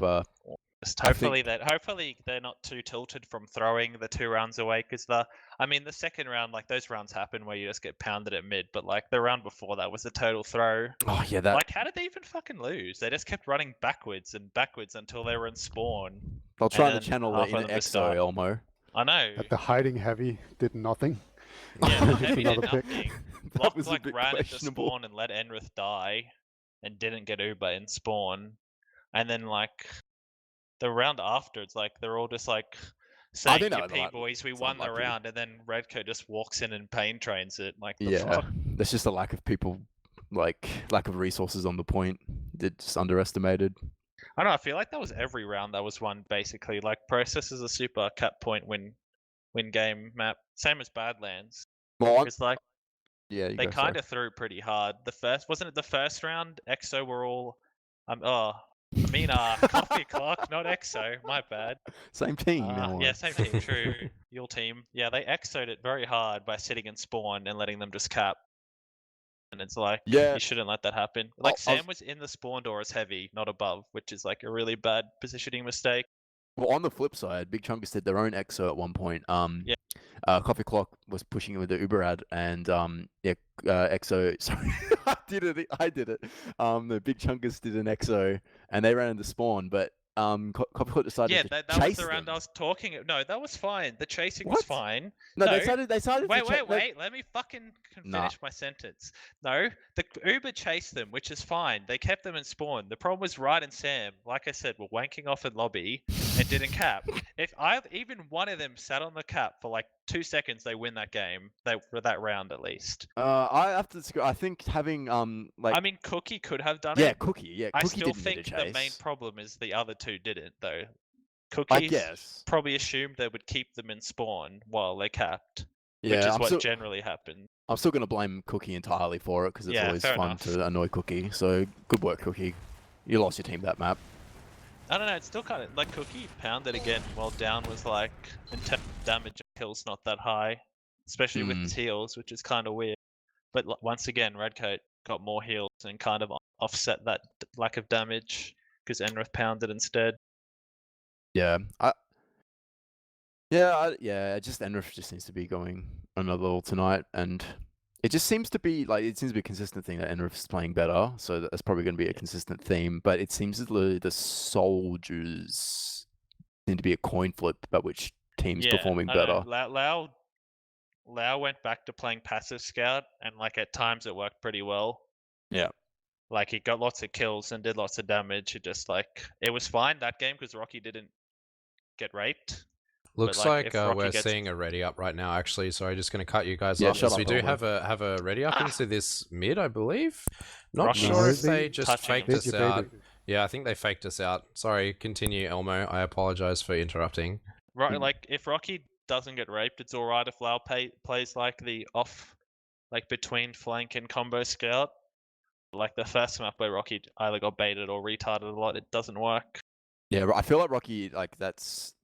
I think Rocky lacks, I don't know, a bit of experience. I don't know, maybe not experience, but I feel like Rocky does like taking those duels a bit too much sometimes. I feel like he doesn't. he should be playing the Nat pocket where you like want to fall asleep and you only jump when you need a force. Like he should just play ultra passive and let Lau death ball with the team, especially if Red Coat isn't like doing big D. Like death balling is totally fine. Yeah, that's a very good point. Because like that's how like the I think season Rocky is before powering when up, to be honest. Yeah, I He think started out Rocky- with yeah, 4 Rocky kills, was then he got definitely- 12, and now he's got 16. So he's about to He's get gonna 20 kills. bloom into an anime girl soon, destroy.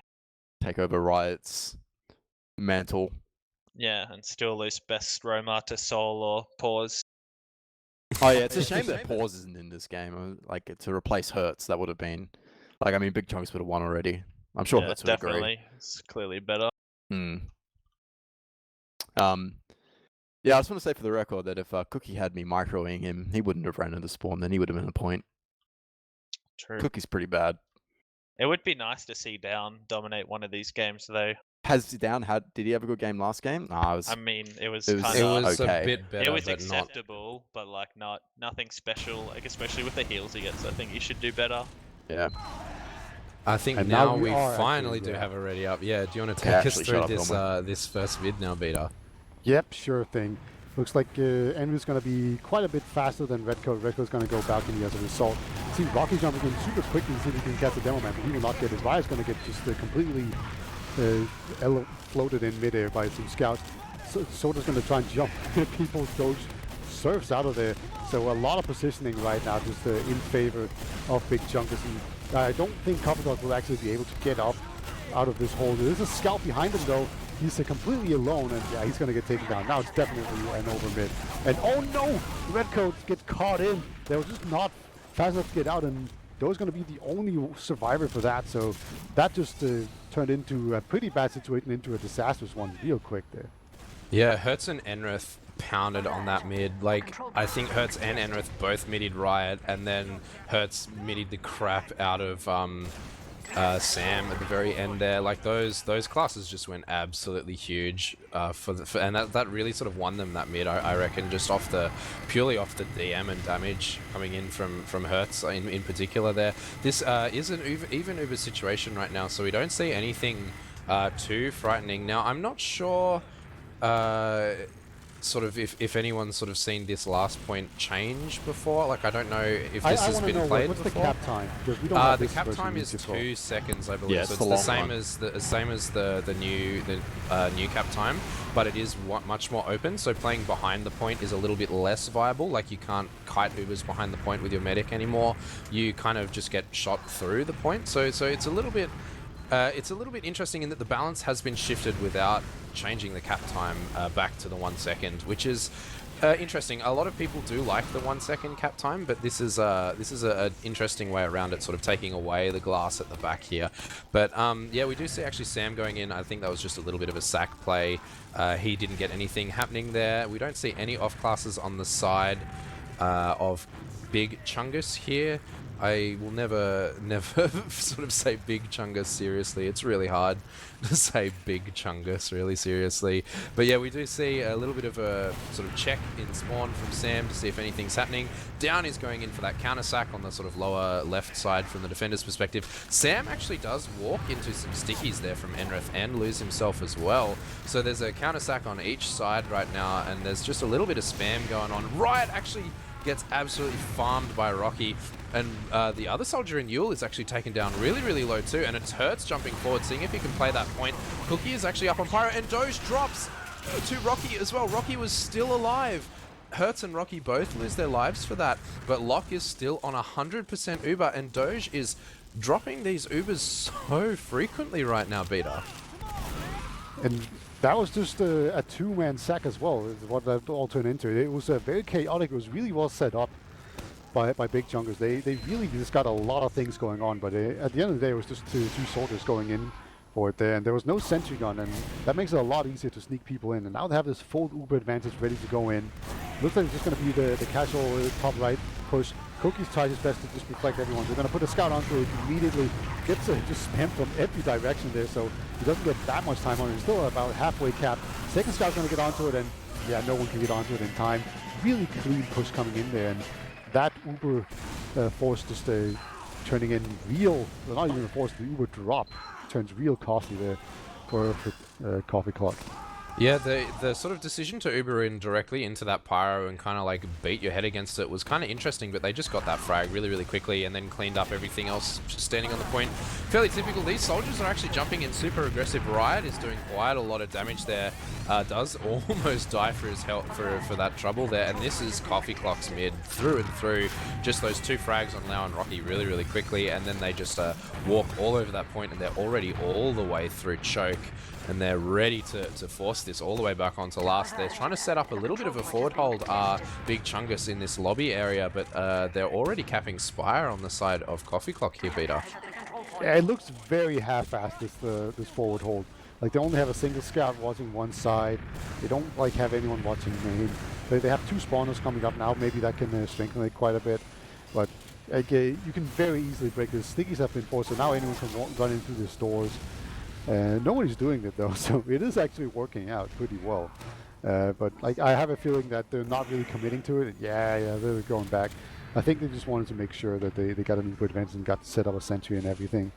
So we're going to be settling in for just a big old stalemate here. I'm actually wondering, oh, Riot goes down. Well, that's perfect, because I think Sniper is super good on this last one, right? Because you can like just run in a scout behind the point, because when he's behind the point, he's threatening the point, and if anyone goes down there, they can get sniped.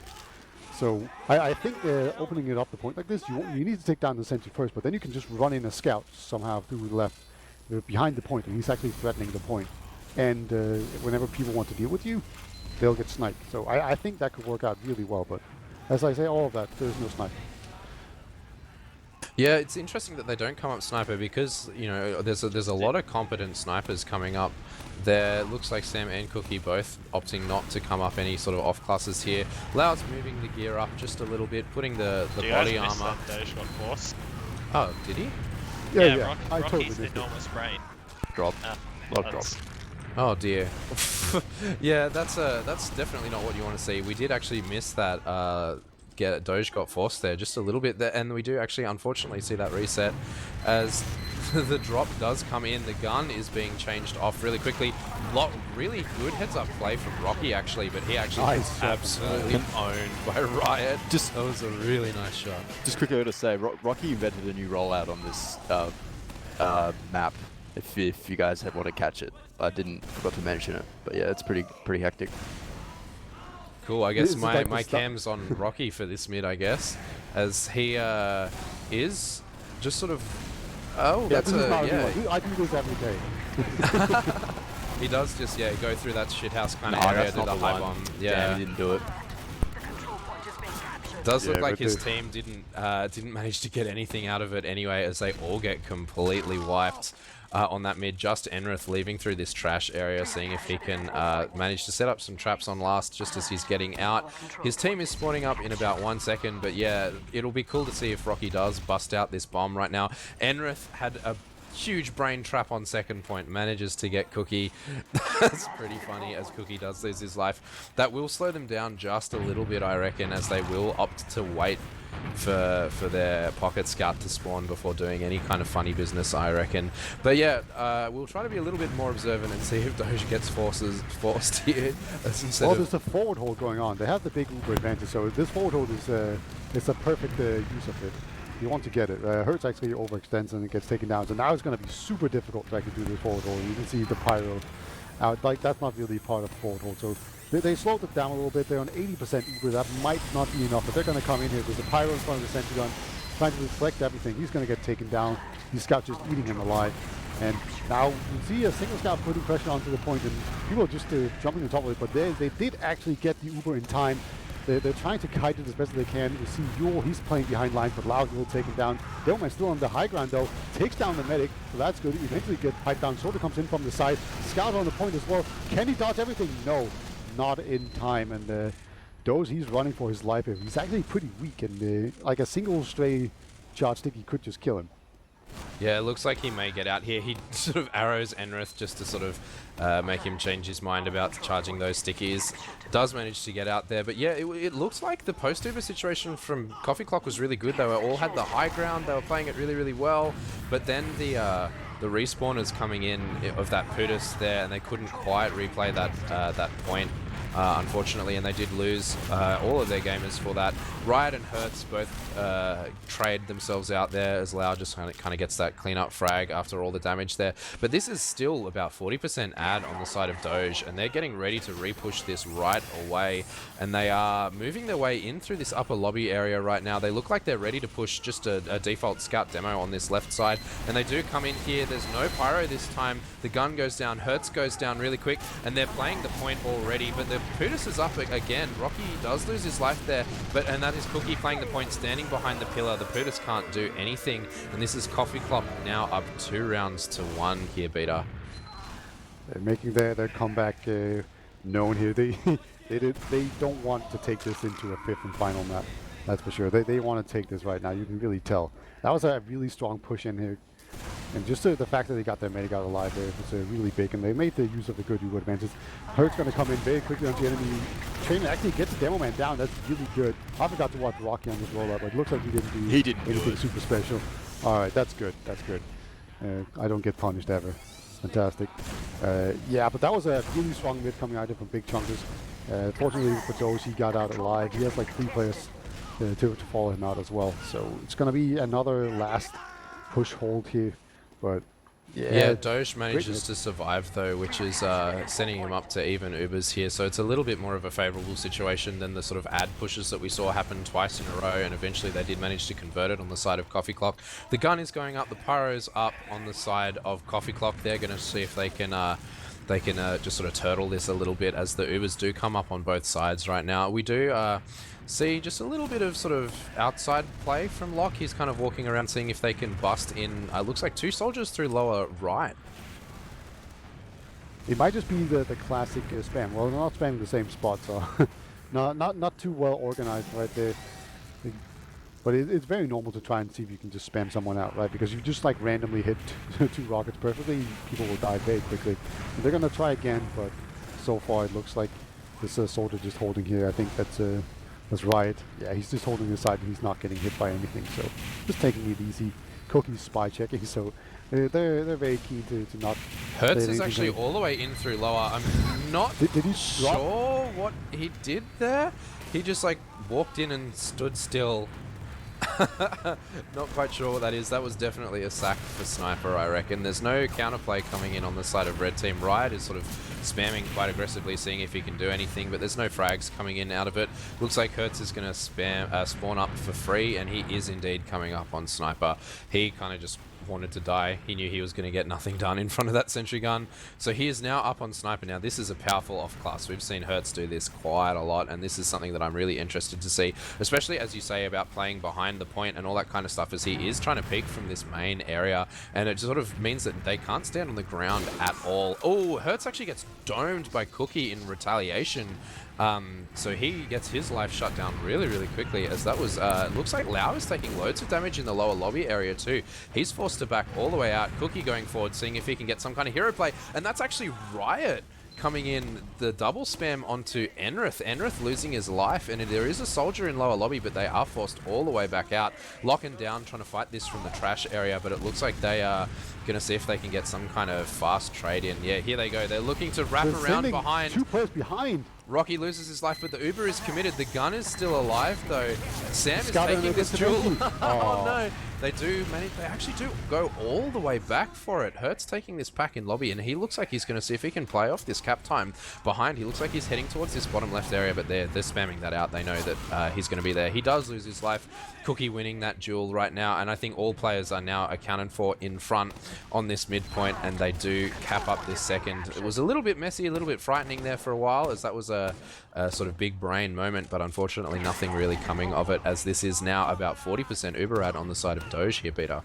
I think that was a bit too cute, trying to win a single scout behind lines and just run in with that. Like, especially when there was a sentry up, and then the scout, hilariously enough, just runs into the sentry's sideline fighting the engineer. That was pretty funny. That's not quite how you do it. But yeah, I think they got a little bit too cute for their own good there, a little bit too smart. Gonna jump in a soldier very quickly here. They're definitely trying to do a dot push, but they are in the valley, and oh my god, that's a huge brain sticky trap in those tires. Nobody does that.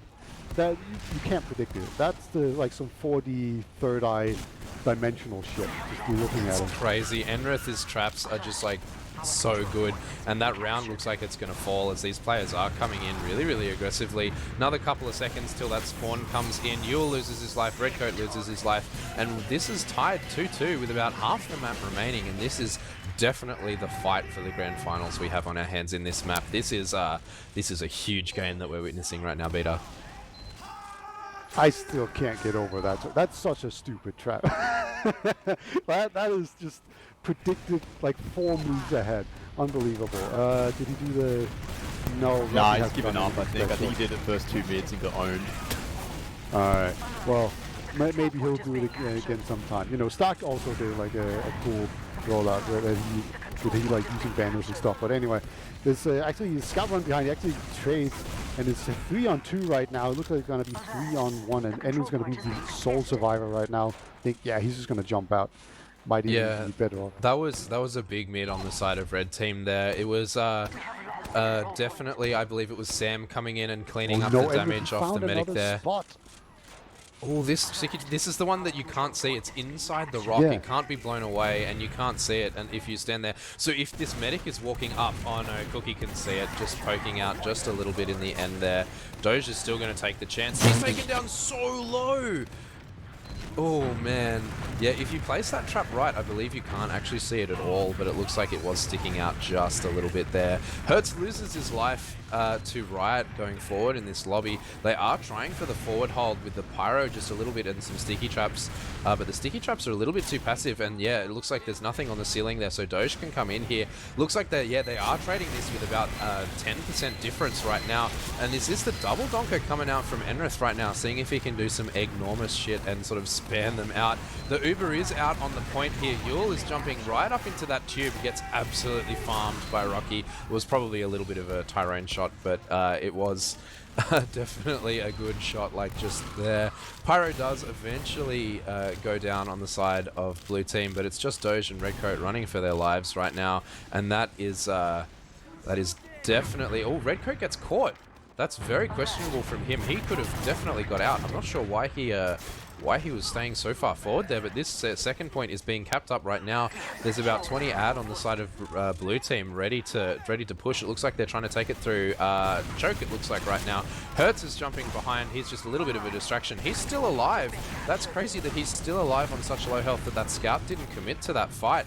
And now Riot is in behind. He manages to get a scout, but nothing else there. Enrith does actually get caught out by Cookie really far forward, but Yule and Riot are both down right now. 2 down on each team. Cookie is taken down super low. Nice rocket from Hertz to clean him up there. Lau is actually really low too. Might be a big flank. Yeah, okay, I think it has been spotted. Yeah, it's quite, Hertz not quite getting there with the right timing and not enough help from his team, but almost manages to catch out the medic there. A really good job there. Yeah, I still can't believe, like, it's a really good job there by Rocky to just jump in and survive for that long. Looks like Doze has gone down pretty weak right now, trying to go in through Valley, and just Rocky just on the high ground, just denying that. It's going to force him to run all the way around. Now the Ubers are even. Hertz has committed to the spy, and it's been a bit back and forth on these spies. Like, they haven't been that successful this game, but they haven't been used that much, and it hasn't been completely disastrous. Oh no, this is going to be so hard for him to get There you go. Yeah, he does actually, I think, manage to get through there as Rocky does the big pencil jump as a distraction.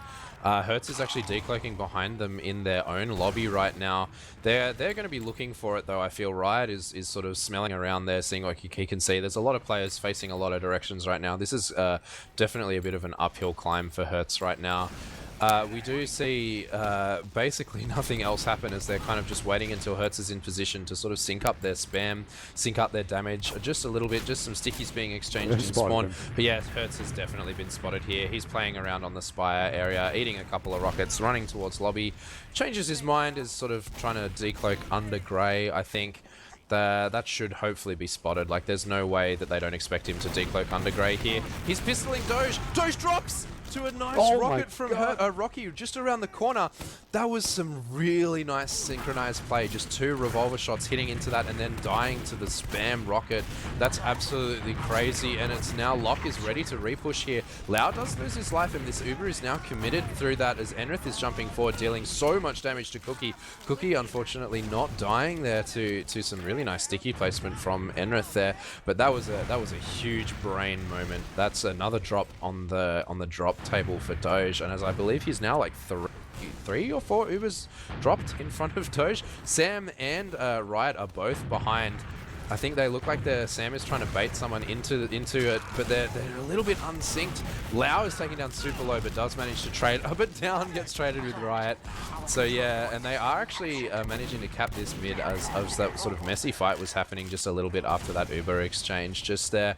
And now it's Hertz behind line. Yeah, Hertz is now getting ready to do something here, and he's walking forward just a little bit, but it's just a distraction as Rocky comes in. Rocky, his rocket gets eaten by the crack, I believe, just off the side of the map there, but he still manages to follow that up with a nice jump through the choke. But yeah, Doge does die there, Rocky does die for that, but now this is basically full ad on the side of Locke. All these players jumping forward, getting absolutely farmed. Locke on 93%. Oh, Riot. Nice rocket onto him there, just off the side of that Spire. It's now Doge spawning up. He's playing heavy in forward spawn right now. Not quite sure what he's going for. Yeah, he's just going to wait and back spawn with his team right now. Yeah, there we go. And yeah, that was a really interesting fight there, Beta. There was some really nice back and forth play, ending up with almost the fabled double wipe at the end there. Soldier's going to jump in super aggressive right now. Actually, Riot does get Lau. That's a really nice pick.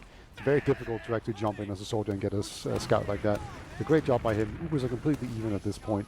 And yeah, before it was really interesting just the way that having 2 players behind manages to just pull players back, actually trade pretty favorably, and then when the team comes in from the other side, they just manage to win. And then there was another reversal after that as well. So it's very back and forth with 2 to 9 minutes remaining. And just to update you, if Coffee Clock wins this, they are ozfortress Season 24 champions. So like everything's on the line right now for Big Chungus. So yeah, if I were Big Chungus, yeah, I would be definitely gearing up to push now. Like the push onus is on you. Like it's even and you're holding mid, but you need this round more than Coffee Clock needs this round. And this is Hertz going right in there. Nice rocket onto Doge actually, but Doge surfs that really, really well.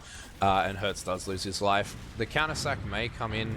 Looks like Riot is ready to do something in this diag area. No, he walks backwards, so there's nothing coming of that either.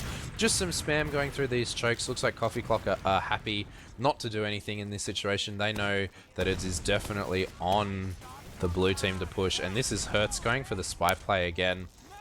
Don't know if he's quite committed out of the spawn yet. Yes, he has. He is indeed going through the shithouse, coming up there, ready to... Looks like he's going to walk through choke, which is where the spam is going to be. But unfortunately, there's no spam, and he just gets through for free. That's crazy. They should surely expect this, though. This is a classic play. He's not uncloaking dagger. He uncloaks, and Doge is getting pistoled. And Rocky is in, ready to get something happening, and the rocket is heading towards Doge. But Doge, unfortunately, doesn't drop there. So Doge surviving on quite low health, and the 2-player sack has not gone their way this time. They've not got it out of them. Mule going forward, really, really aggressive, seeing if he can get anything, but he does lose his life. They're still ready to move on this player ad, but it's the trade coming in on down. This is another scout solo Uber, and nothing is coming of it. Doge and the rest of his team are now coming in with all of the ground, but Riot is taken down so low, and he can't do anything. Cookie and Riot both going down. Hertz is so low, but as is Redcoat there. Redcoat does manage to get out, but he's getting spammed down really hard in this trash area. He may get caught here by down. The arrow does come in and keep him alive, but they're fighting this from the trash area now. But with 2 players down, yeah, Hertz is really aggressive in here. He's shutting them all the way out. They're trying to rotate, fight from upper a little bit here, but their spawns have only just come in. Looks like they're just going to see if they can set up a forward hold, and that's the best that they're going to get out of this situation, Peter. Just trying to slow them down once again. And yeah, this time around it is the bog standard one, like the really solid one, where they have soldiers on each side, the demo men get both things sticky, and they have someone ready to actually run through main. You can see a scout on the stairs. So this is the picture perfect standard forward hold that's really hard to break, because like if you don't have someone on the stairs, like a scout can just run through main. Like if there's a spy that uncloaks on the point, you need to get back there real quick, and a scout can do that. So let's see how they do it. Normally just a whole bunch of spam, maybe trying to bait out the stickies and door, run in a scout, and then people will try to turn around, then you can start running in. And it looks like they have actually broken it more or less now, as everyone has retreated into the very last point here. So a nice forward hold and a nice break of the forward hold as well. There's actually someone behind. That's a scout. That's Sam? Yeah, Sam's known to do this. Sam gets in behind quite a lot. He kind of just sits there waiting for this resup. If no one sees him and then there's like an opening, he will go in for this play. He's just waiting to see if anyone peeks behind on low health, waiting for something. But here he goes through the drop down area. Enrith and Lau both going down. Yule is getting traded for it right now. Sam is fighting Lock. So Sam drops Lock. Lol. He does kind of choke a little bit there, but Locke does die in the end as his team just gets crushed around him. He does die in the end, and there's stickies coming up onto the forward spawn already. Down manages to get out, but no one else gets this forward spawn. Down is forced all the way back out of their choke, and now they're just spawning in resup now, and this is just still so much back and forth. 5 minutes left and nothing has changed. In terms of round counters, there's been so much back and forth on these mid to second plays, even second to last plays, but nothing has come of it from either team, and this is definitely Big Chungus' push. On the Spire. So I don't think the Medic's going to climb it this time around. He's looking for it, that's for sure. Looks like they're going to try and pressure their way into main. Okay, his thingies have been blown now. Okay, he's just he's aware of what's happening. And they're all trying to bait them out right now. It's very difficult to actually do, but eventually the demo man will run out of stickies and you can go through, or you can just try to go in through the other way. But a soldier is watching each side, and once again they have a pyro. Pretty interesting that they're running a pyro. They've been doing this with all their forward holds, and eventually, yeah, they're just going to go out there. Looks like they're getting ready to go. This is only 10% difference here. They get the pyro down. Gun finally goes down, but Locke has his Uber now, and he's ready to commit this forward. But the point is being played, actually. Cookie is doing so much. He only just dies, actually, at the end there, and all of the high ground is on the side of Red Team. They do lose their Demo Man and a Scout for it, though, but the point's being played already. They go down. Locke, Enrith, only the last two alive, and they get juggled off the point. 4 minutes left, and this is 1 round ahead for the Coffee Clock team. If they stay this 1 round ahead, then they will emerge as grand final champions for this season 24. So this mid is basically all or nothing for for Big Chungus here, Peter. Yeah, Coffee Clock doing a really good job of doing that. Just putting a ton of time on the point. Rock is actually going to jump in, really nice jump in there off the wall. Gets down the demo man immediately, and his team, they're very weak, but they have good positioning. But oh my God, they're just all wiped. And there's only Loud remaining. It is a 2-on-1. It's not an easy situation to win, that's for sure. And Cookie, he's going to get a 4K on this mid. And this is a really commanding position now as Doge survived with a scout. They might even get Spire off of this, but either way, great position for Coffee Dog to be in. Yeah, that was Cookie going absolutely huge. A couple of cleanup kills at the end and a couple of huge frags in the middle, as well as Riot. Like Riot got the other 2 frags of that mid. Oh, they've Hertz gone is too far jumping forward, I really, think. Hertz is jumping really aggressive here. Looks like Doge may get caught. He takes so much damage as he is forced to back off a little bit, healing his demo man right at the end there. Hertz and Rocky do lose their life for it, and it looks like Spire's going to fall anyway. This is a little bit of a last-ditch sort of hero moment for them there. Unfortunately, it just doesn't work out for them, and it looks like this Uber is getting ready to push in towards last. Only about 50% up on lock right now, and the gun is only just going up. This looks like it's too little too late for them. The gun does go down instantly. The scouts are now running towards the point, and they're just getting it played, and that point just gets capped while they're trying to rotate through spawn. They just played that point, and this is now looking like it's falling through their fingers right now, Beta. This is about 2.5 minutes left. I don't think it's possible. Is it possible, Beta? It is technically possible, so I'm definitely gonna keep my my hopes up here. Let's see if Rocky's just gonna do the boring one once again. He's just gonna go onto the enemy train along with the Hurt. So both soldiers in the enemy house. So great positioning right now coming out for them, and it looks like it's gonna be a very even trade right now. Sam is in a very good position. Down is so weak, but Hurt's gonna get some nice rockets onto him, and Down will actually end up finishing him off. But Cookie is alive. They're building on last, and this is probably the smartest way you can do it because they're so weak, Hurts and Down, and they kind of have to go forward and capture the Spire because they need to be really quick.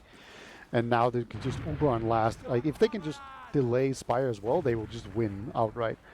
So I think it's actually over at this point, and they haven't actually put time on Spire yet. So if they go on Spire, just Uber to block it, it's good.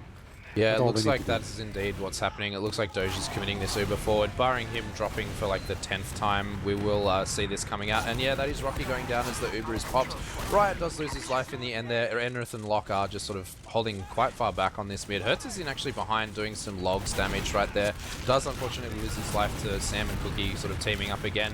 But this is a push coming out really aggressive actually. Looks like Cookie does lose his life. Down is doing a lot of damage onto Redcoat. Redcoat just on 5. Right at the end there, but this is the last minute coming in just now. Redcoat loses his life. They do manage to cap this Spire, but 50 seconds isn't enough for 2 rounds. GGs have been called. There's one round possibility for them, maybe, if they want to get one for the logs, but I reckon this is definitely a GG moment right now. I don't know, whoever wins the last round wins the game. I'm pretty sure that's how it works, right? So here they go. Gonna Uber in top right, there's a heavy, that's just a sentry light. Scout's gonna get on the point, but he gets spammed off immediately, so no real time to work with. There's actually a spy going on to end it. Gonna see if we can revolver him down. It doesn't quite work, but everyone else just cleaned up really well. Locke will get a kill onto Yule, which is probably the most important thing that happened here. And the pocket spy is running everyone forward. GGs have been called, 10 seconds remaining, so Coffee Clock will be the season 24 champions. Big congratulations to them. Yeah, definitely. That was, I think, a lot closer than the scoreline might suggest of 2-4, but it kind of just sort of slipped through the fingers of Big Chungus right at the end there, which is really unfortunate. Just before we do head over to any sort of interviews or anything, we might just hand it over to Elmo and Paulsen just to talk a bit, just for a couple of seconds about this before we hand over to some more interviews after that. So Elmo, Paulsen, what did you think of that very last map of our grand final just then?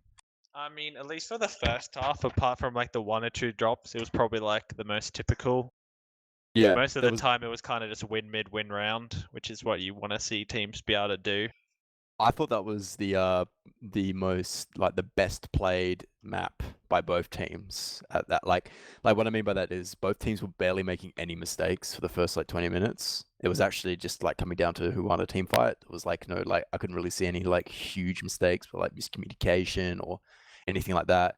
It was just like stuff like not being able to kill a pyro quick enough or just losing a team fight. It was good until I can't remember what the turning point was. I mean, at 2-1, Enrith dropped 2 people, and that kind of brought them But back that was an into the epic rat game. play by Big Chungus at the same time because they know like Coffee Clock knows they like to push value with the Uberad, and yeah, so it was a pretty clever play to do the wrap, but obviously the end of drop was just a cherry on top there.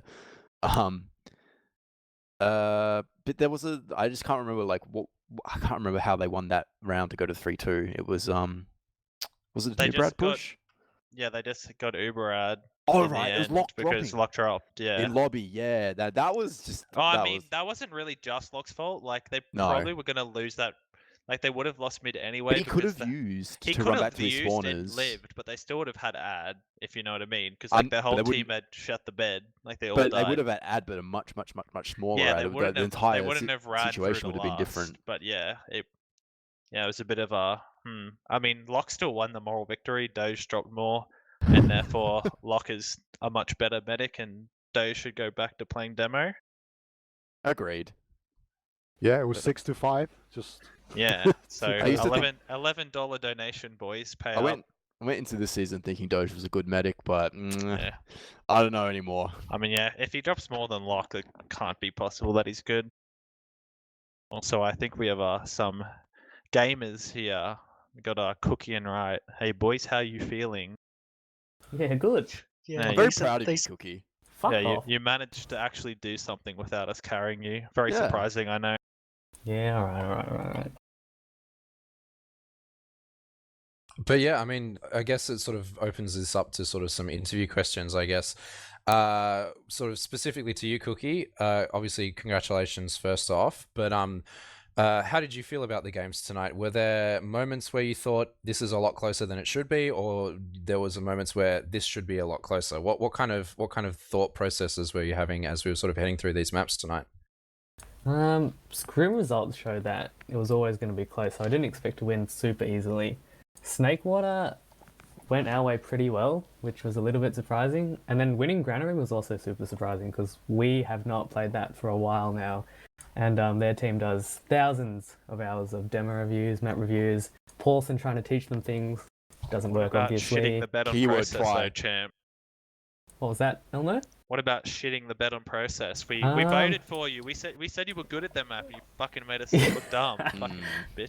I think we Come got on. a bit complacent, and then we started crumbling a little bit because everybody was like calling over each other, and it was a bit chaos. Implying that you don't always call like that. Yeah, we Yeah. were Yeah, we were alright, saying alright. on the first two maps we were surprised that your communication seemed better than Big Chungus because Yes. having witnessed the Cookie Redcoat calling paradigm, it was very surprising that you were coherent It's plays. Redcoat and Doge, man.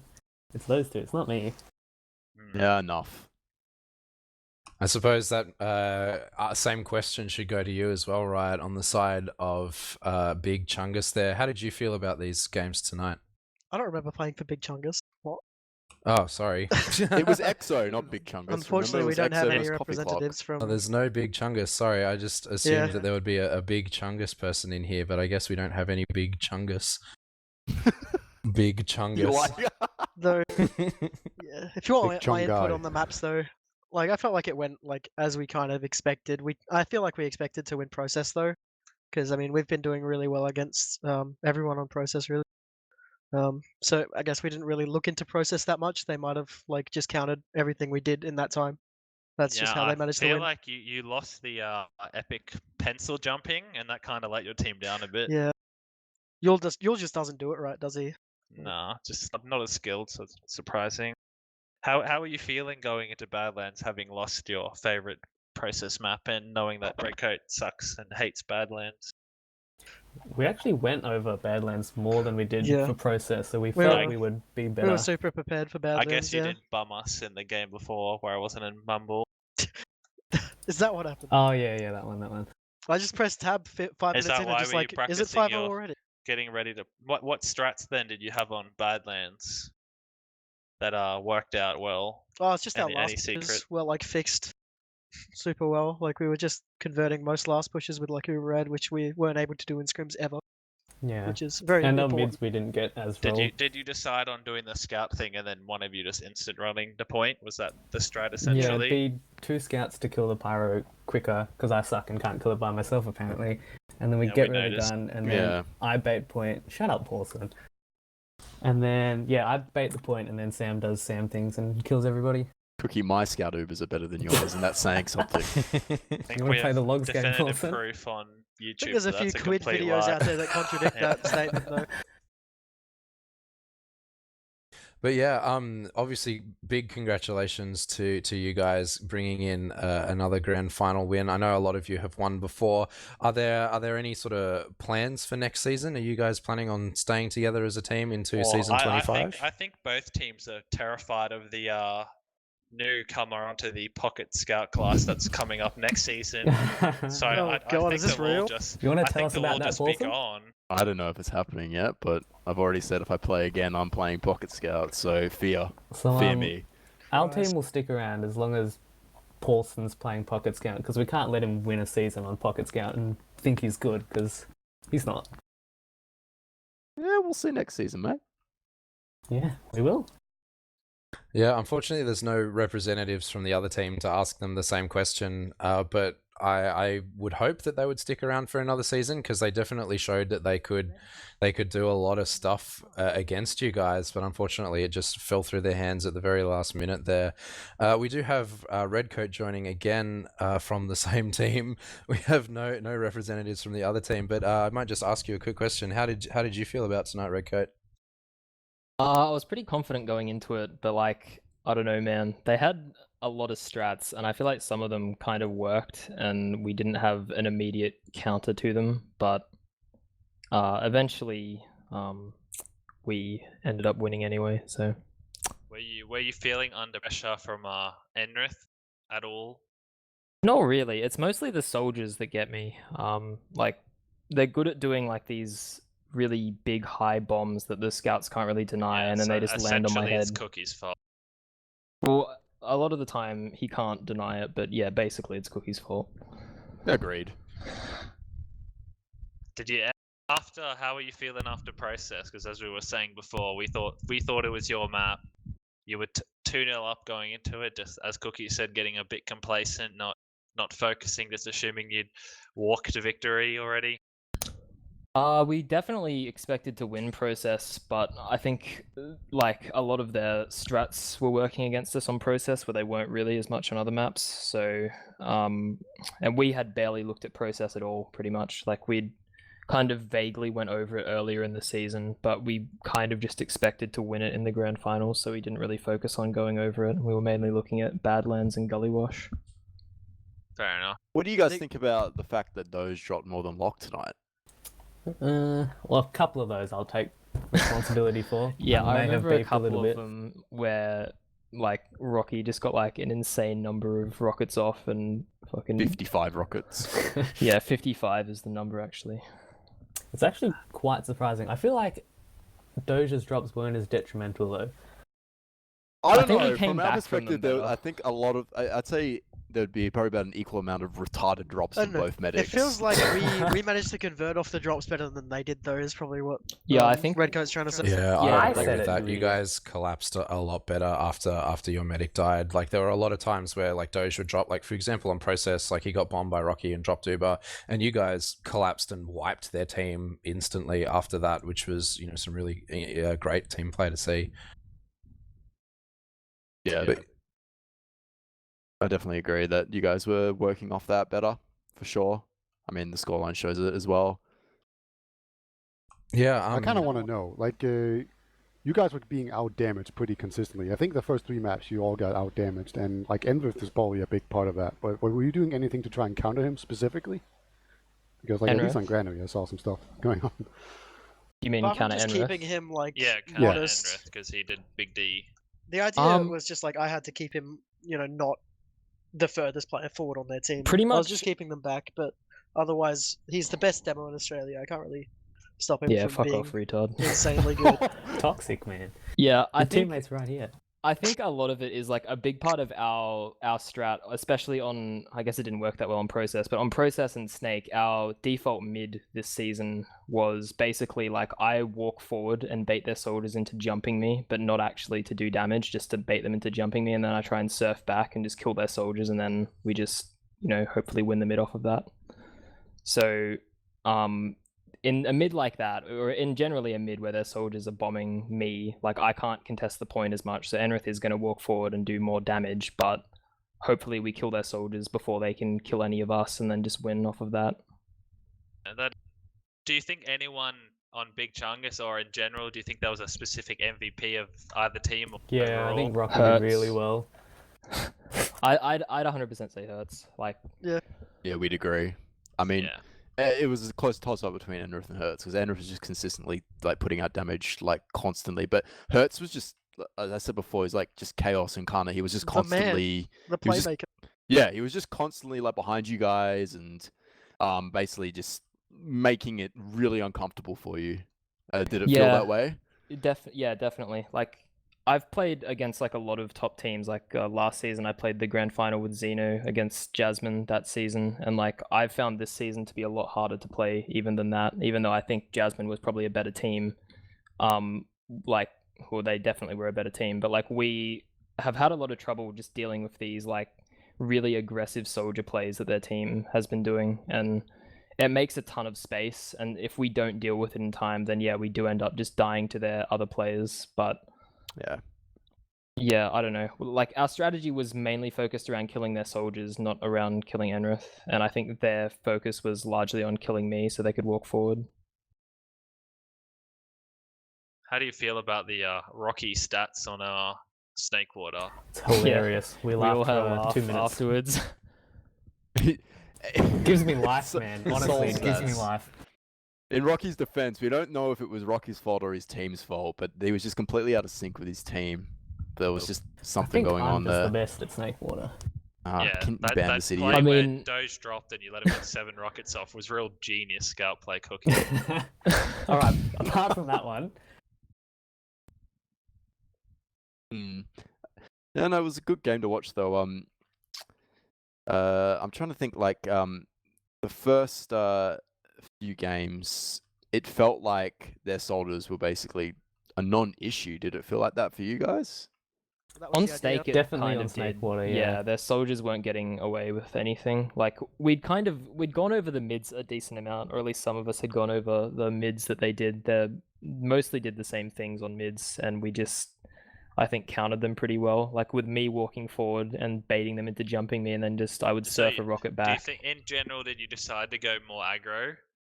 Just On- to counter the double bomb, like just do your We- own aggression? We went really aggro the first mid, I think, on Snake, like with our soldiers at least, and that was basically to throw them off because all season we've just played incredibly passive, and I think we won that mid. So, yeah, Yeah, because I feel like you guys lacked a bit of that on process. Like you did it the first mid and you traded meds and you won the mid, and then I feel like you went kind of back to being passive and got pounded for it.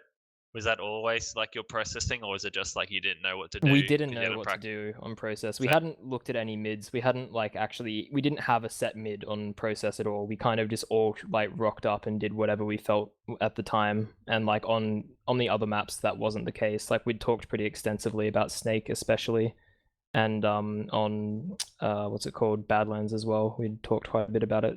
Yeah, I was actually really surprised as well that we won Granary because we'd done almost no stratting on Granary. We gave it. We were predicting Big Chungus were going to take it, so we were surprised too. yeah. Yeah, I was really like strange to me to Yeah. see Do you them think there was them anything winning specific process. why you won Granary?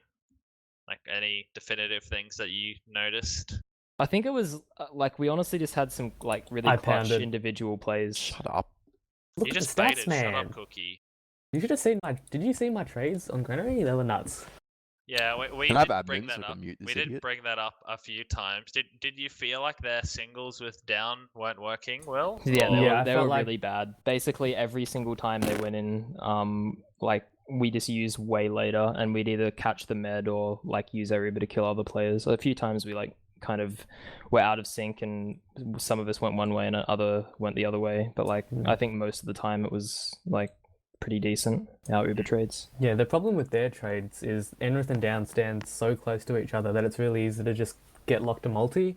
But while I'm in Redcoat's like playing really safe, so that Maybe we no don't have to lock. flash. Locke might not just multi. He might just drop the Yeah, player. so like I've dropped so many of his players like all season just from trading that he's forced to flash pretty much.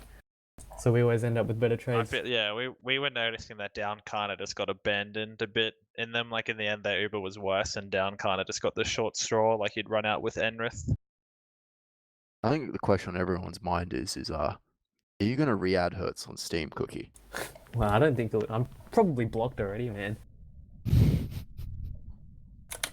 It's weird because we were friends at the start of the match because we were talking about the server deets, and then I feel like as soon as they As lost, soon they as just you removed started me. shit talking all fucking game and showing how disgustingly toxic you Yeah, are, you were he really was toxic. like, "Fuck's What are you sake, talking I about? don't want to talk to this idiot anymore." I thought we were And I might getting ban- over it. I might remove you too. Actually, that was horrible. What do you mean? I didn't do anything toxic.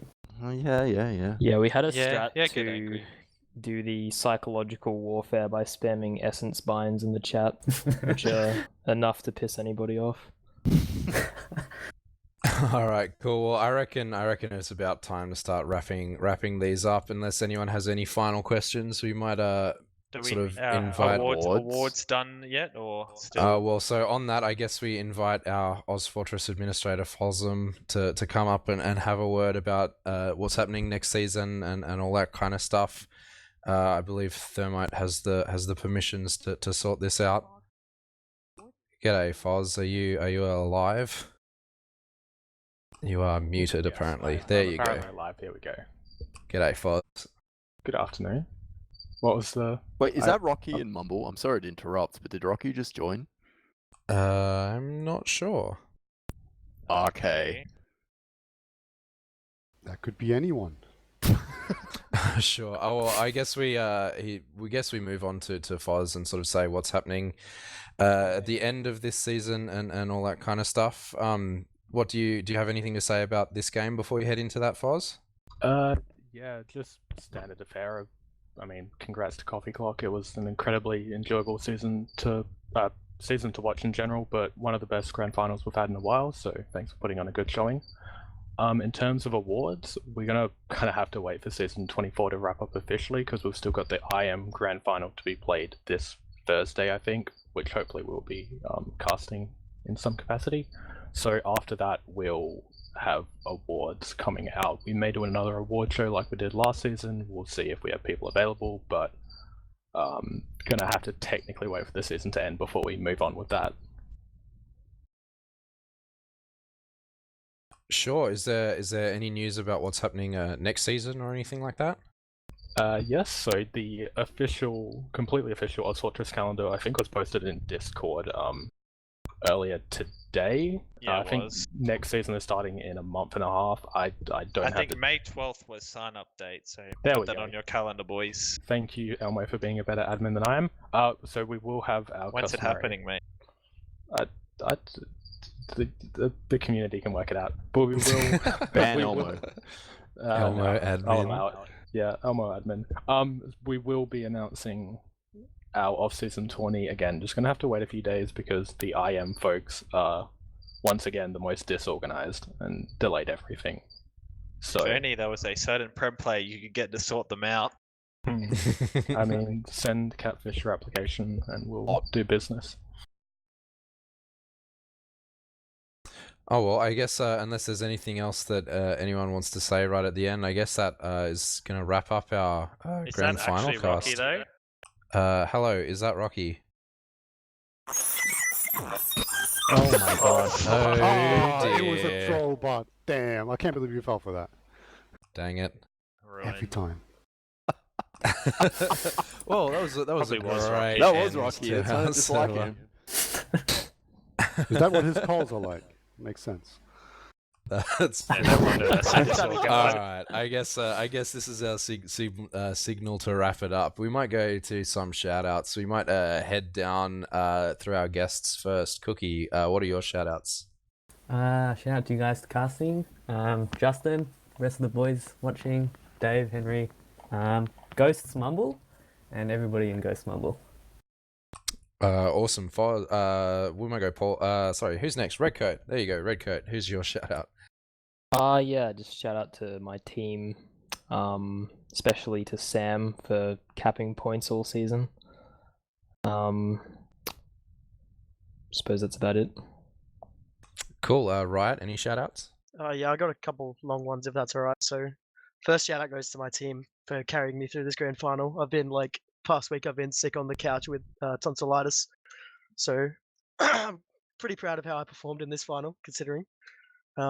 And the second shout out, most important one, is this win is dedicated to my sister. She wound up in hospital this morning, recovering, I think, all right. So that's for her. Next shout out is for Talk because he asked for it. And last but not least, I have to say for all the jump mains, Scoot is fat. That's it. Awesome. And we might go through our analysts. Elmo, any shout outs?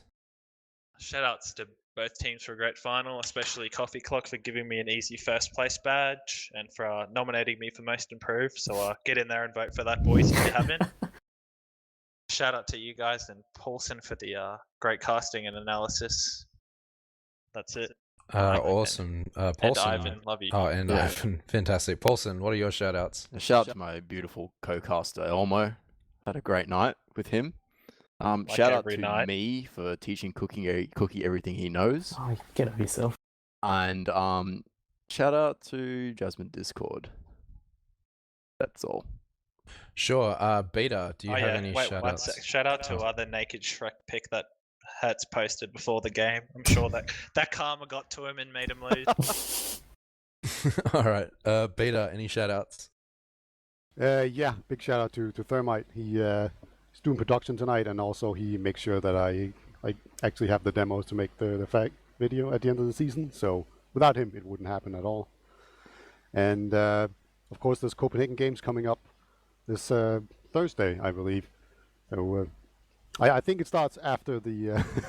I don't think it starts early in the day, so I think it will be after the Australian Div 1 final or whatever you called it. Can't remember, Intermediate, but yeah. yeah, intermediate. So definitely check that out when it happens. It's on Crit's Cast, and everyone that's anything in Europe is going to be there. Even Turbo Tabs, he's back somehow. Oh, wow. So yeah, everyone's there, basically, and I can't wait. But otherwise, just a big shout out to you guys. You had the best grand final of any region. That's worth something, right? It was the closest one, most well fought, and most entertaining. So I was happy I got to cast it. Fantastic. Thank you, Beta. Foz, do you have any shout outs before I start closing things up? Yeah, so again, first shout out to both teams. As Peter said, incredibly entertaining grand final. And shout out to all the players who signed up for season 24. Honestly, every season we're amazed at like how consistent our community has been. It's honestly been incredible just how many signups we're getting season on season. So thank you every one of you. Shout out to the crew and TF Live, especially Beta and Xander tonight, and throughout the season you guys have done an incredible job. Thermite has literally carried us on production the entire season and we'd be lost without him, so big hearts to Thermite. Shout out to the rest of the ozfortress admin team because, I mean, you know, without those guys we wouldn't have a season. I'm basically just a hanger-on not doing any work, so big shout outs to Catfish for doing all the real work. And yeah, that's it. Awesome. I guess that leaves me. Shout out to you, Beta, as well. We saw your fantastic ozfortress Season 24 frag movie at the start of this cast. I believe it's going to get played again just to finish off this cast, and it's fantastic to have talent like you come in and help us Australians out down south here. It's really nice to have you come in and sort of share your expertise in the game and your sort of editing skills in these frag videos. It's really nice to have that. Shout out to Thermite as well, doing a great job casting all that kind of stuff. Doing all the hardest job, in my opinion, or the hardest job is all the observing that happens, and well done, Thermite. It's fantastic as always. Shout out to both teams. Shout out to Elmo and Paulsen for coming in and doing some fantastic analysis for us tonight in this grand final game.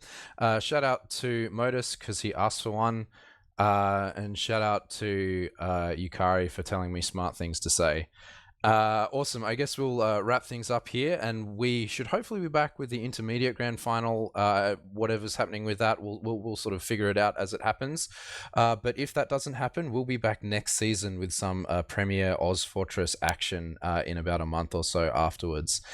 Stay tuned, guys, and have a good one. Catch you in the next one.